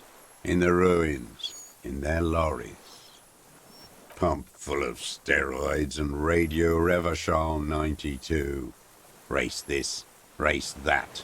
It's all sanctioned by that Social Democratic Union and the farce of a Social Democrat who runs it. Mr. Clare? Yes, the fly larva in his container. He let some nihilistic advertising yuppies erect a statue of Philippe III, a syphilitic murderer, on the town square, to spit on the working class. Not since the serfs of ancient Pericarnassus has history produced a more inert social class than the Martinez proletariat. The rest of Revachol at least pretends to rebuild. These people still live in ruins. In tents, like animals, like those boom morons on the ice. A pity they didn't drown in that tent of theirs. He's gonna nod. The worst of them is the blood-drenched Sucrion on her yacht, licking her lips. The old whore's gone now. Her gun-toting porcelain men are dead. So, actually, no. The worst is that old cop parading around in his uniform, throwing balls all day. It's not enough that the racists and liberals are dancing on our graves. The old loyalist ghouls still parade the ruins too. Every morning he's there, while the parasites he fought to protect are off in Ozon, or Quayamoran, or some other island they built their palaces on, feeding on drugs and having sex with their own children. That's all the rich really want, sex with their own children. Throughout history, even the royal bloodline of the suzerain, it's all just an excuse for them to have sordid sex. At least that old cunt, Frisell, is now dead. We did good when we pushed him under that horse car. If only, in the 30s, those disco whores... The disco whores are too much. Hatred shuts down his brain's language center, leaving only a nonsensical sputter. There was something about a statue and nihilistic advertising agency people might be worth investigating. Now, Glad? It's all gone. Yusuf Leonovich Stross, you're under the arrest for the murder of Ellis Courtenaire. What? But you said I would be taken to the... The sum of all the erratic movements, fidgeting, and mood swings he's been exhibiting. The wind picks up. The silence on the water is broken all around you. Little shivers of waves appear. The lieutenant continues, like an incantation.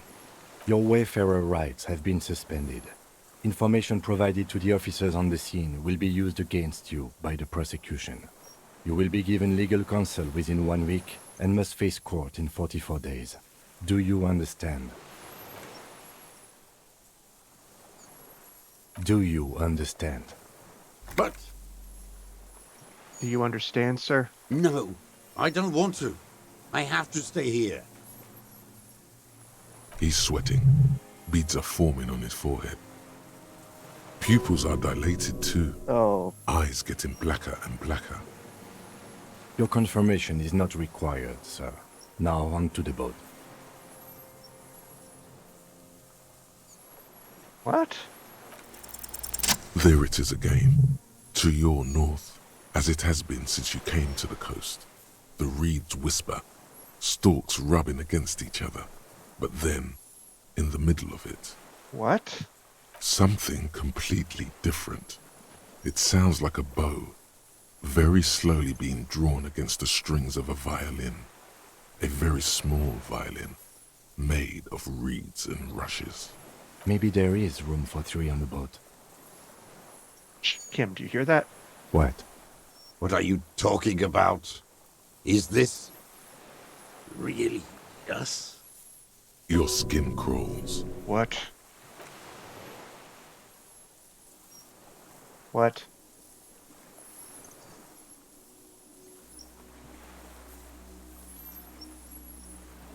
What the fuck is that?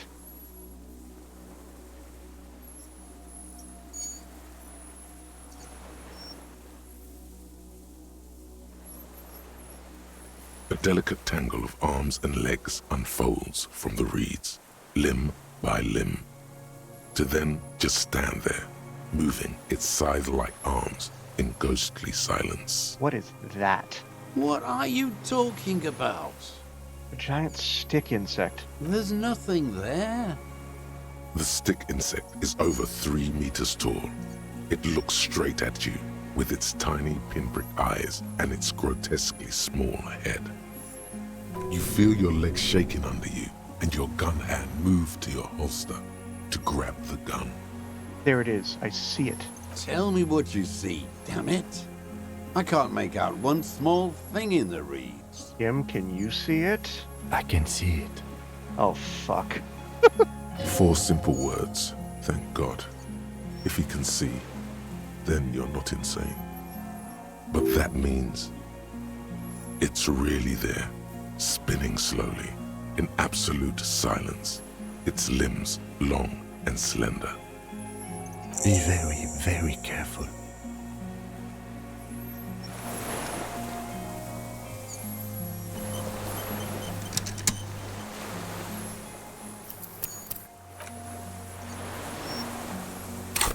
I don't even know what to level. Fuck.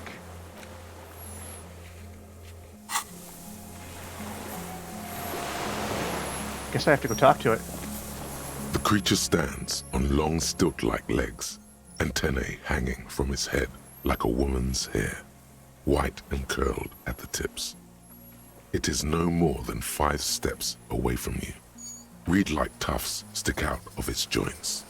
As the insect moves its forearms, it produces a faint hiss, like a reel-to-reel machine spinning after the tape breaks.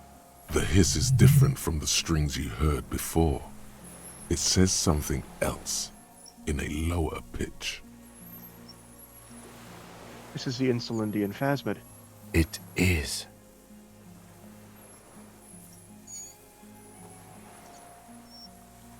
You glance over your shoulder. The lieutenant holds a piece of milled aluminium. He begins to pull it open, extremely carefully. It's the camera. Are you sure that won't scare it off? We need a photo. No one will believe us. From the corner of your eye, you see a sudden cascade of motion ripple through the phasmid's limbs. A series of ultrasonic clicks fills your ear. Take the picture. With the sound of metal sliding against metal, the lieutenant reveals the lens. The glass glints in his hand as he begins to slide in an ampoule. You see the phasmid turn to him, its mandible antennae reaching out. The motions are quick, sudden. Something cracks in the lieutenant. He's letting his pride get in the way. The ampoule will produce a loud hiss. You're right. It could scare it away. I need a better moment when it's not looking. I'll wait. I'm on standby, he thinks, his hands sweaty around the machine. The spindly mechanism turns itself back to you, its antennae taking their measure of the air. Slowly. I'm going to listen carefully.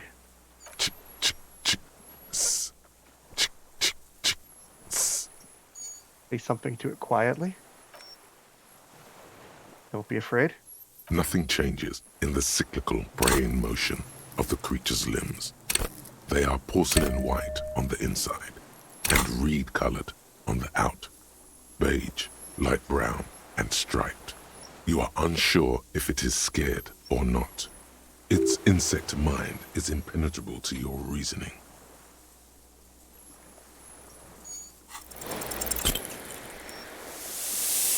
Later, buddy. I tried. You barely get to take one step.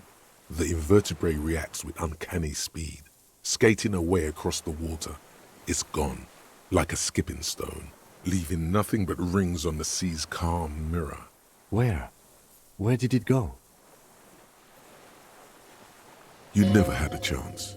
There was something off the moment you approached it.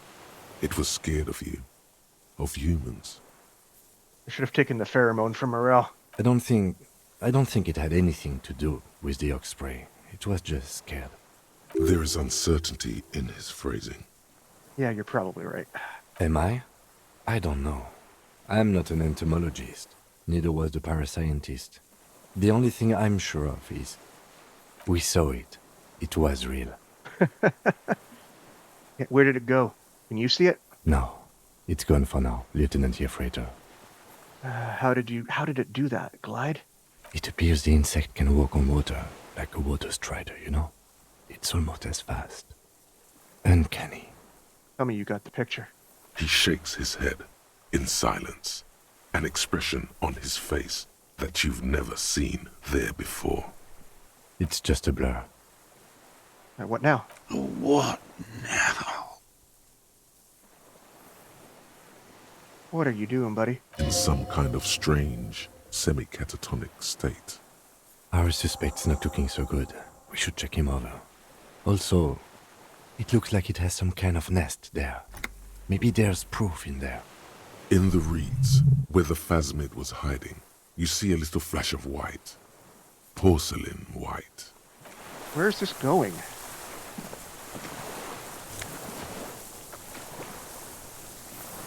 Hey, the scope and the dude's helmet. Okay.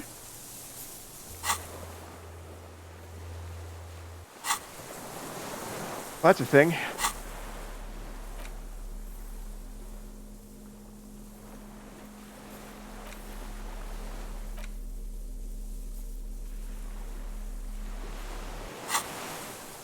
Okay. What is it? What do you want from me? I can't go. Something is very wrong with him now. Sir, how could you not see the phasmid? See. Mr. Dras?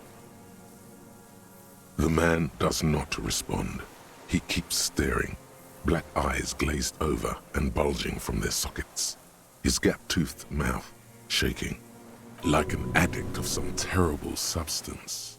I'm gonna touch his shoulder gently. The plastic cape feels coarse. A light shiver passes the man. Other than that, no reaction. He feels small and frail. He's going into some kind of psychomotor immobility. The good news is, this solves our transportation problem, doesn't it, Mr. Dross? The trembling mouth appears to sigh. Good try, though. Between this and the broken tire he's used for a boat, I think it's safe to leave him here, while we go and get help. It will need to be medical first, I'm afraid. What happened to this man? Old age and shock. Yeah. The appearance of the Phasmid in conjunction with the stress of the arrest. He spent his entire life here. For him to leave would be... We found some things in the Phasmid's nest, Mr. Dross. He stares into the reeds. Your words don't stir anything in him. Perhaps you should... Show him the scope. I lost... You lost it? He turns his eyes to the reeds again, as he's done so many times. Beige and white stripes. He lost the scope. Then it somehow made its way over there. With the help of a magpie Phasmid. This sight is a T9, Mr. Dross. Was it attached to the rifle when you made the shot? Silence. Not even a sigh. You've gotten all you will out of this poor being. I'm gonna let you rest now, Mr. Dross. The plastic cape flaps around his face in a gust of wind. His back is slouched and his mouth open. The strength has all gone out of him. Just frail old bones in a sack of tracksuit trousers and a windbreaker. Hang tight. We should think about getting back to the mainland. To get help. He'll be safe here. If we don't take too long. All right.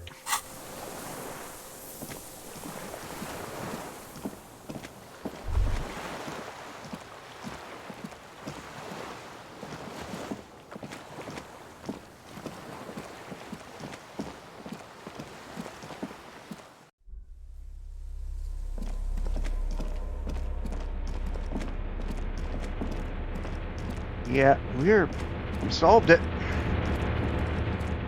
Old man with a gun.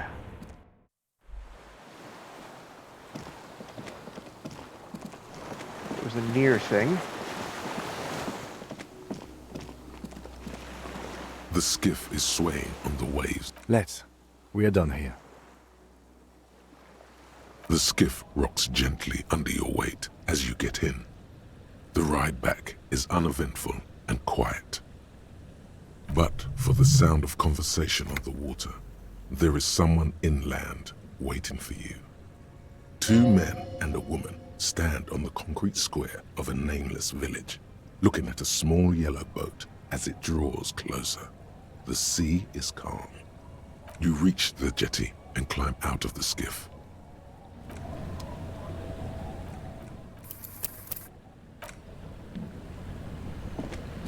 Who am I looking for?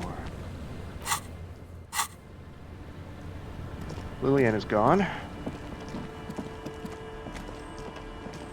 Look what the tide brought him. I want to call you a teapot, but I'm honestly kind of impressed.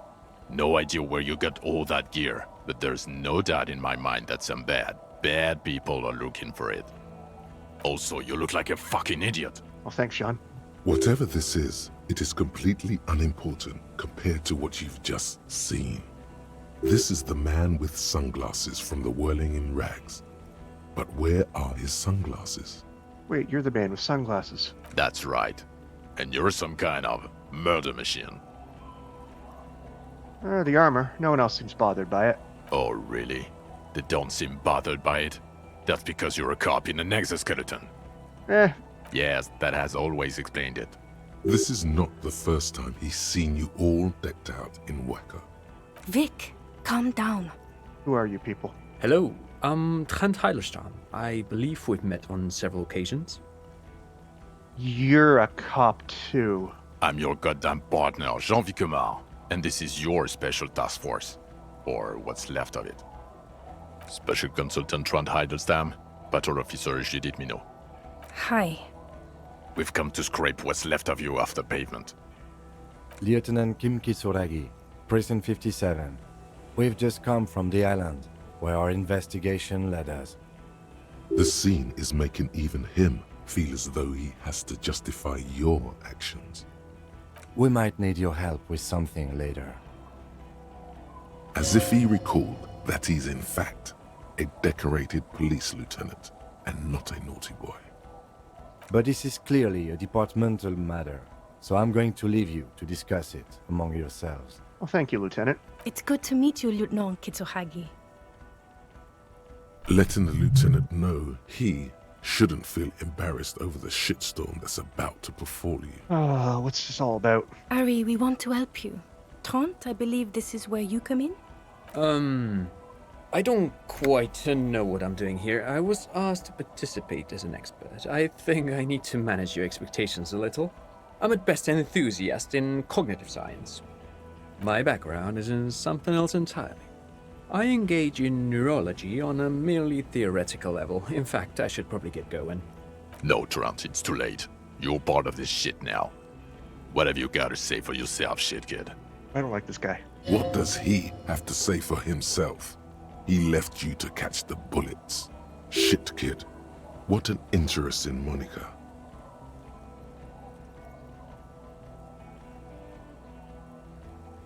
How did you know I was here? The cafeteria manager you fucked over told us where you went. I understand. Okay, Gart told you. And people on the street helped us too, with your whereabouts. You're a legend among the drunks, Harry.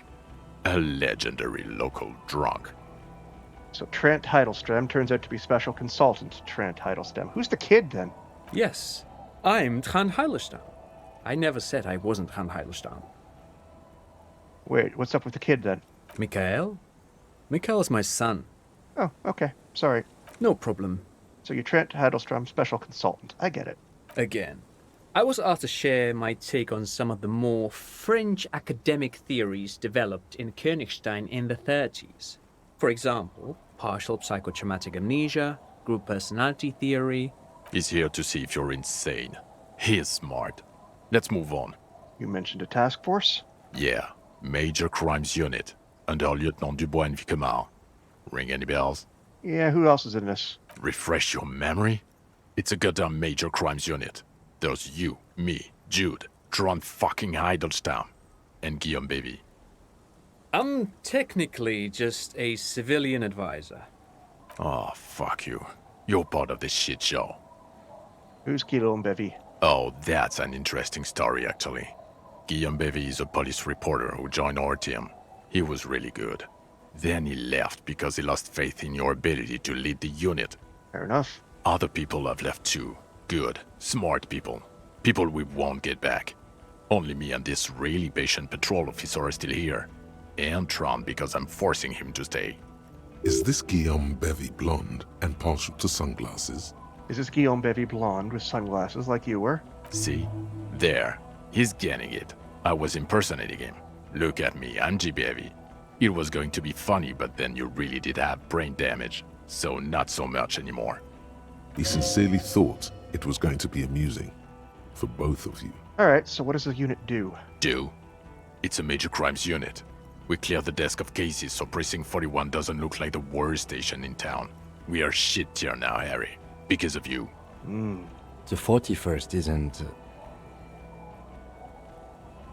Where have you been all this time? There was a mercenary tribunal. God damn it, Harry. You told us to fuck off. You said we're cramping your style. Your detective god. Fuck everything. All we burn. Detect or die. I said all those things? I'm not like that anymore. Yes. You're sorry. You're the sorriest cop who ever lived. Nothing has changed, Harry. I've heard this repentant shit a million times over. None of us is ringing any bells. The bells aren't ringing because you have brain damage. Trant, this is where you come in. How bad is it? Well, he doesn't have visible tremors, he talks without slurring, he can drive a boat, he's standing, reasoning. All good signs, but complete retrograde amnesia, episodic and semantic. Meaning, you forgot both who you are and the definitions of money, Isola, Pell, and so on. As displayed in the station call, our interactions with him, and I don't want to be a snitch, but also mine with him before when Harry did not seem to know who I was. It's all very interesting. Interesting? Yes, interesting. I have my theories, but I would like to hear Harry's thoughts first. Harry, what do you think happened to you? Neurologically, psychologically, and why not socioeconomically? Something so sad happened to me that I couldn't be me anymore. It was a defense mechanism. Psychotraumatic amnesia, Trant? I can go for that. Shit kid is a broken man. Always has been. Who isn't? I know I am. But you know what?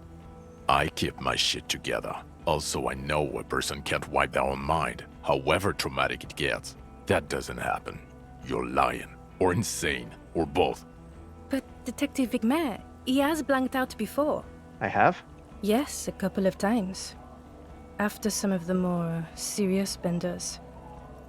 One was after the two drunks case, the other when we looked into that mural. So you don't remember not remembering. Beautiful. The two cases in your ledger, the unsolvable case and the Next World mural, those were recent. Those cases were hard on you. Interesting. So at first he dipped his toes into it, prepared. That's where he would have gotten the idea, yes. Practice. And then he used alcohol to get there, so to speak. What do you mean? Well, here's my theory. What if this is an absolutely normal reaction to the world we're living in? What if this is not a significant anomaly at all? Something to be explained, approached as a defect? Look at the sensory input here. Look at the ruins, the neon. Listen to the radio, the multitudes, the people. Live here for 40 years. As a police detective, he's like a magnetic reader on the world tape, to borrow a known metaphor. Harry's been pushed flat against it. Total input. Hardwired to the free market. He just needed for it to end. Okay, Trent, thank you. That's absolutely meaningless. I'm glad we brought you. Will he or will he not be able to work in the major crimes unit? Is he a cretin now? I want to know that. He's not a cretin, and he is able to do work. If not in his previous leadership role, then as a line detective. Line detective is good for now. For now? I misphrased my question. It should have been, is he able to put his clothes on and use the body? Or do we need to get him on a disability pension? What now? Now nothing. Now we're just going to stand here. Really? No. Now we discuss that. What the fuck did you do to a motor carriage? Why is it there, Harry? I drove it into the ocean when I was drunk. Ah, so refreshing. He just admits it. Thank you for your honesty. Thank you for destroying 45,000 real of police property that's coming out of everyone's payslip. It doesn't matter. Your badge, Harry. Show me your badge. Got my badge right here. In a rush to demonstrate your badge, your eager fingers can't sustain a grip on the smooth plastic, and the badge slips out of your hand. I'm gonna catch it.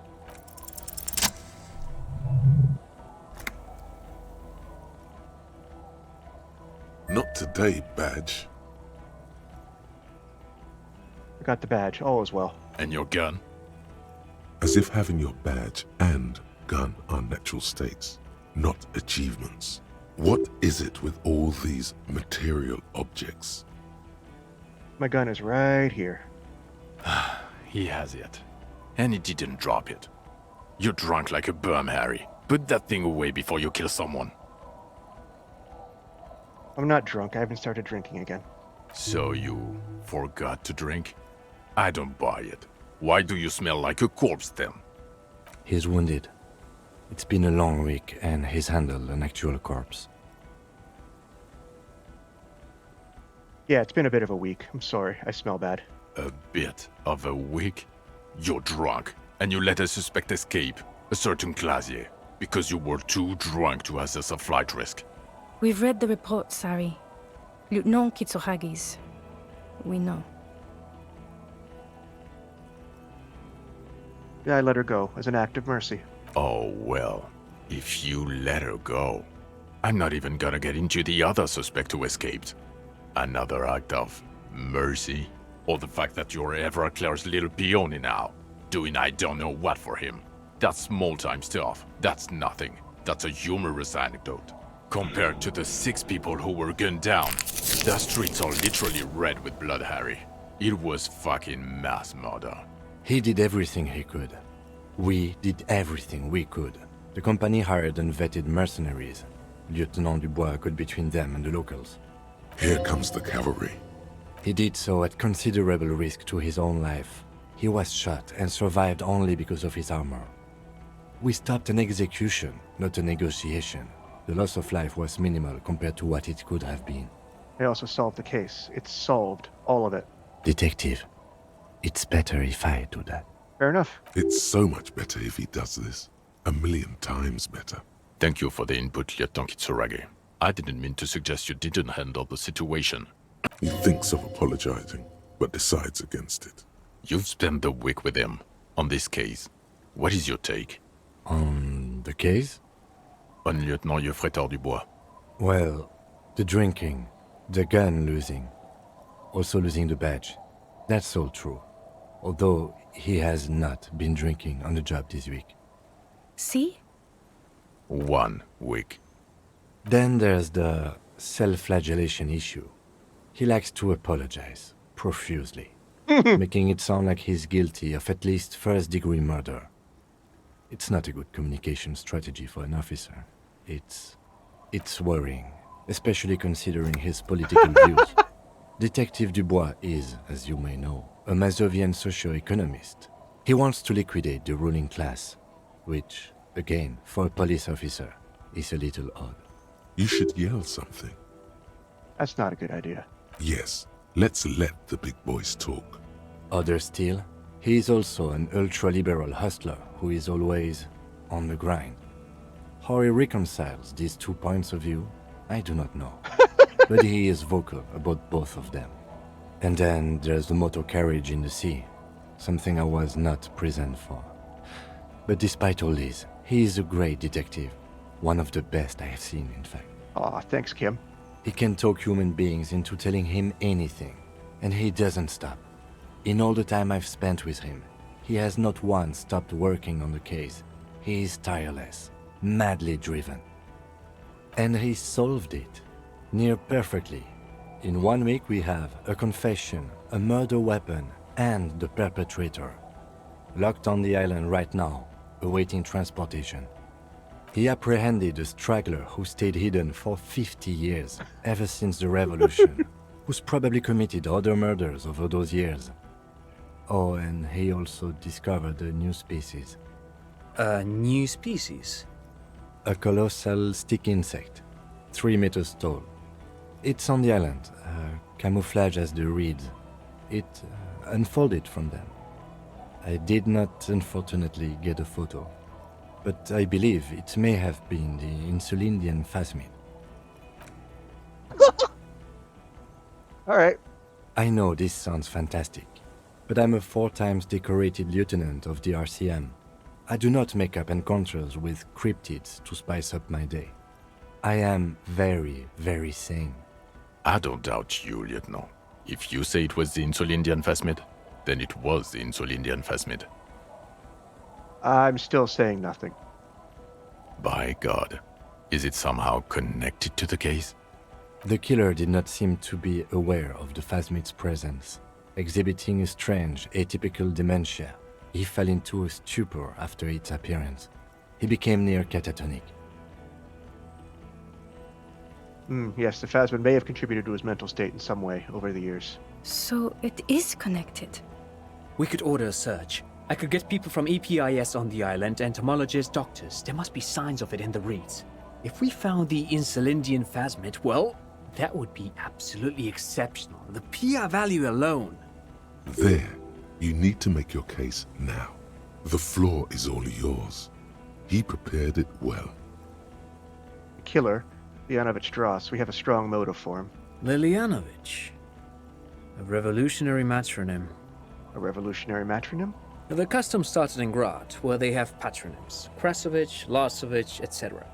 The revolutionaries saw this as a chauvinist atavism, so they used matronyms, derived from the mother's name instead. This man's mother was Lilian, his Lilian's son, Lilianovich. The custom was overturned after the revolution failed, but not before it made it to Revachol. So, it is what a soldier of the ICM would be called. Thank you, Trant. Thank you for that piece of cultural theory. You said you have a motive? Of course, excuse me, I just thought it was noteworthy. He wasn't quite sure about the straggler before he heard this detail. It must have convinced him. He killed the mercenary in an act of jealousy. Jealousy? I thought this Lilianovich was an old man. To have been hiding for 50 years. Like 70-something? A strange psychosexual fascination. The result of spending all this time in solitude on the islands of this bay. And trauma too. He himself gave a political reason. In his mind, he had killed an enemy combatant. Also, we have a sniper's nest with full view of the room in which the mercenary died, right on the island, and 2 officers on the scene that Mr. Dross confessed to. It's a clean win. Oh, it's way more than that. I did all I could. Every second was a struggle. I've never doubted you can pull yourself together and work. In bouts. Bouts don't last. I can still smell the booze on the wind. God damn it. Doesn't it ever leave? It is there. Like in your bones or something. It will pass. In time. There's also a dead man on the boardwalk. A missing person I found. Yes. Fallen through a gap in a boardwalk. Drunk. How did you know I found him? The body was transported to Precinct 41, our morgue. I had Tilbrook and Mullins take care of funeral arrangements and family stuff. You're not the only cop in the world, Harry. This all comes back to us. Still, good work with the missing person, Detective. It's still a point for you. No denying it. I also looked into the mystery of the doomed commercial area. I don't know what a doomed commercial area is. Here, Rue de Saint-Germain-10, a commercial building where all businesses go bankrupt. I looked into it. Why? That's not what you were supposed to do here. There was a possible witness in there, and it was close to the crime scene. He was just chasing a lead and ended up advising a local shopkeeper. It was okay. Of course. Call it community outreach, right? So what do you say? Want to take this hot shit back? I don't want to, but you discovered a new species and solved the murder. So I have to. Jude? Anything that ends the trial is okay with me. Agreed. The public relations potential of this is too valuable to let go. Okay. We have vehicles in the square, and the perpetrator needs to be taken into custody. Let's go. Now you will finally get to know who you are. I have a few questions before we go about who I am. The man looks westward, impatiently, jingling his car keys in his pocket. Who am I? Who are you? You're a gym teacher, Harry. Fuck off. Well, obviously you're not a gym teacher anymore, but... But before... Before you were a cop, you were a gym teacher in Coron. It's getting really cold outside. Should we maybe... It does explain a lot. Harry, it explains everything. The running around, the jumping, the bicep girth, your inexplicable facial hair. The collection of foul sportswear I've amassed. Some of your more old-school wording choices. Your posture, even. The constant stretches. When was this? When was I a gym teacher? In your 20s or late 20s. You've really let yourself go since then. You said in Curl I was a gym teacher there? Yes, you taught gym in Cool. I believe that's the term. Taught gym at a high school. You were a high school gym teacher. The smell of sweat and glue. The worn floorboards. Coudon is just east of Jamrock. It was a short walk every morning to the baseball field or the sports building. High school. Harry, your goings-on with Kuno, Andre, Assel, the whole thing on the ice. That's why you are so juvie. His smirk suggests barely contained laughter. Why did I join the RCM then? The regular. You found some chick. She inspired you to fight the big fight. Be more than you are. All that. You, every morning, walking from Voyager Road to teach gym. She, leaving for the academy with her spring coat on.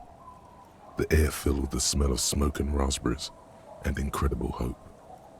An ocean full of hope. Okay, I see now. I knew it.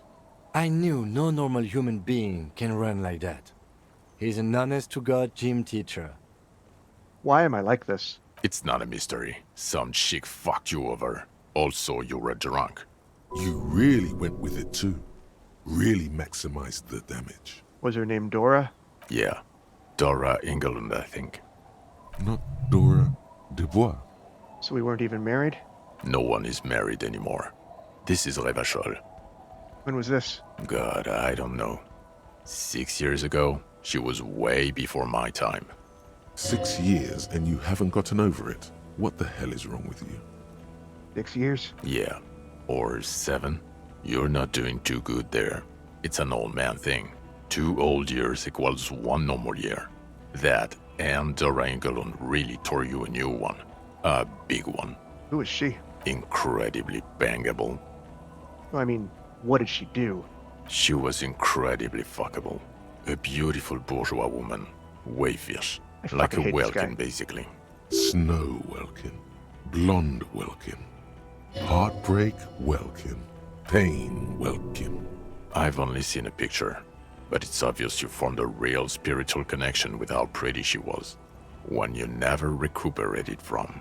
Look, the sun is about to go down. It's time to go. I think she taught in the Académie des Arts, east of the river. Way east. Hard to say which came first, the middle-class chick or the drink. Egg and the chicken kind of thing. My point is, you need to see a psychiatrist about this shit. Not a psychologist. Several degrees harder.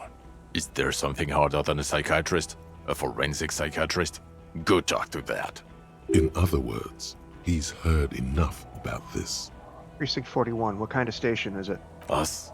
We're the bloody murder station, haven't you heard? We're the bad guys. No one likes us. That's not true. Jamrock is too big for one precinct. You are just understaffed. And everyone respects the 41st. You have Captain Price.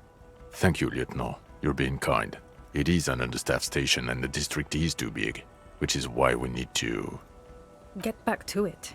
We left Torsen and McLean to run the Sea Wing. It's not good. Torsen and McLean? Mac the Torso Torsen and Chester McLean. They're not fit to run a wing. Believe me. Things are shaky as it is. They are damn iconic though, Torsen and McLean. Not now. Of course.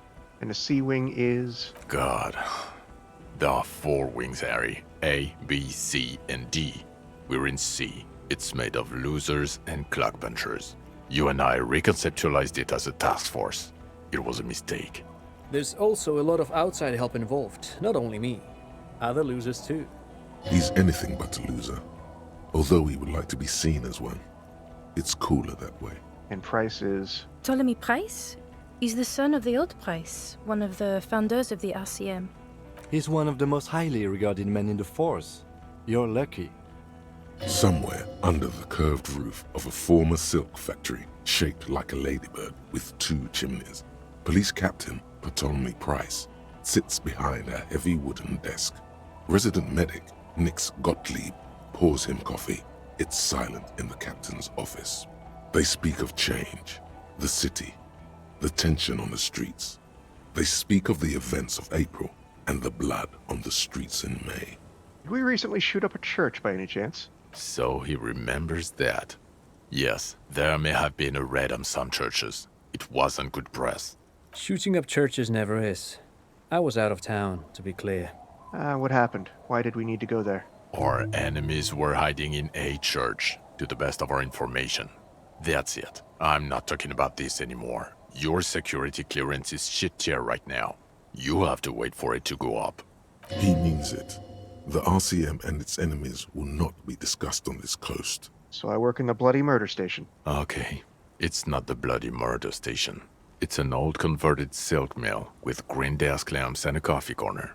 A lot of good people work there. Hard. Every day.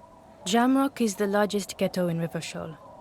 Faubourg, technically, but It's divided into 11 districts. Jamrock only has us. The press will blow over. Jamrock is lucky to have you, and it's often considered to be the greatest of the districts. You're lucky to have it. Thank you again, Lieutenant. Lieutenant Kitsuragi, what will you do now? Well, first I will go back to my station and write the most detailed report anyone has ever seen. It will have to be good to cover all these. Then I will have a serious talk with my captain. About what? Detective, we just stopped a small-scale war. Something is happening to Revachol. I don't know what yet, but it's going to be a hard spring for the RCM. We need to get ready, infiltrate, investigate. Want to do that at Station 41? Talk to Captain Price? I'd rather not ruffle the feathers of two captains with my doom-mongering. No, I mean investigate. Come work in Precinct 41. Work with Price? I'm flattered, but I don't know if I... Would fit in. Am crazy enough. Can take the stress. He doesn't know how to finish the sentence. This truly came as a surprise to him. Not a bad one, but he's at a loss. Flattered? You're Lieutenant Kitsuragi. We would be flattered if you even considered. I would have to tie things up in GRIH first. But, I mean, whatever is coming, Jamrock will be more central to it than the harbor. And we also have a huge caseload, Lieutenant. Piles that we need to get back to. Mountains, even. I do like the sound of that.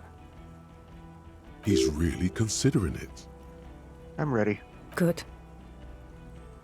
Fuck it, let's go. Tron brought his motor carriage. It's a 20-minute drive to Jamrock. Under the afternoon sky, the great district hums. A chessboard of wooden houses, 80,000 living souls, and chimney stacks. Fire traps as far as the eye can see. From Main Street to Precinct 41, to Boogie Street, forking into the snow-swept horizon. You close your eyes and hear the dogs bark. A lone woman sits by a factory window, dreaming of meteorite strikes. On Rue de Saint-Jérôme, a square bullet slides into a square-shaped chamber. In Old South, a man without eyelids smiles. Spring has come. It's time. Torsen? Yes. McLean? Yes. Heidelstein? No. Vicmere? Yes. Dubois? Of course. Really? Nick Gottlieb looks up from the list. I hear he's unstable. You say that like it's a bad thing. Captain Potomny Price gestures with a ballpoint pen. It's dim in his office, and the curtains are drawn. Harry's our man. He'll pull through. When he does, he'll side with the people. Understood. Gottlieb returns to the list. Minnow? Of course. Wonderful. Then can we please just go back to Jamrock now?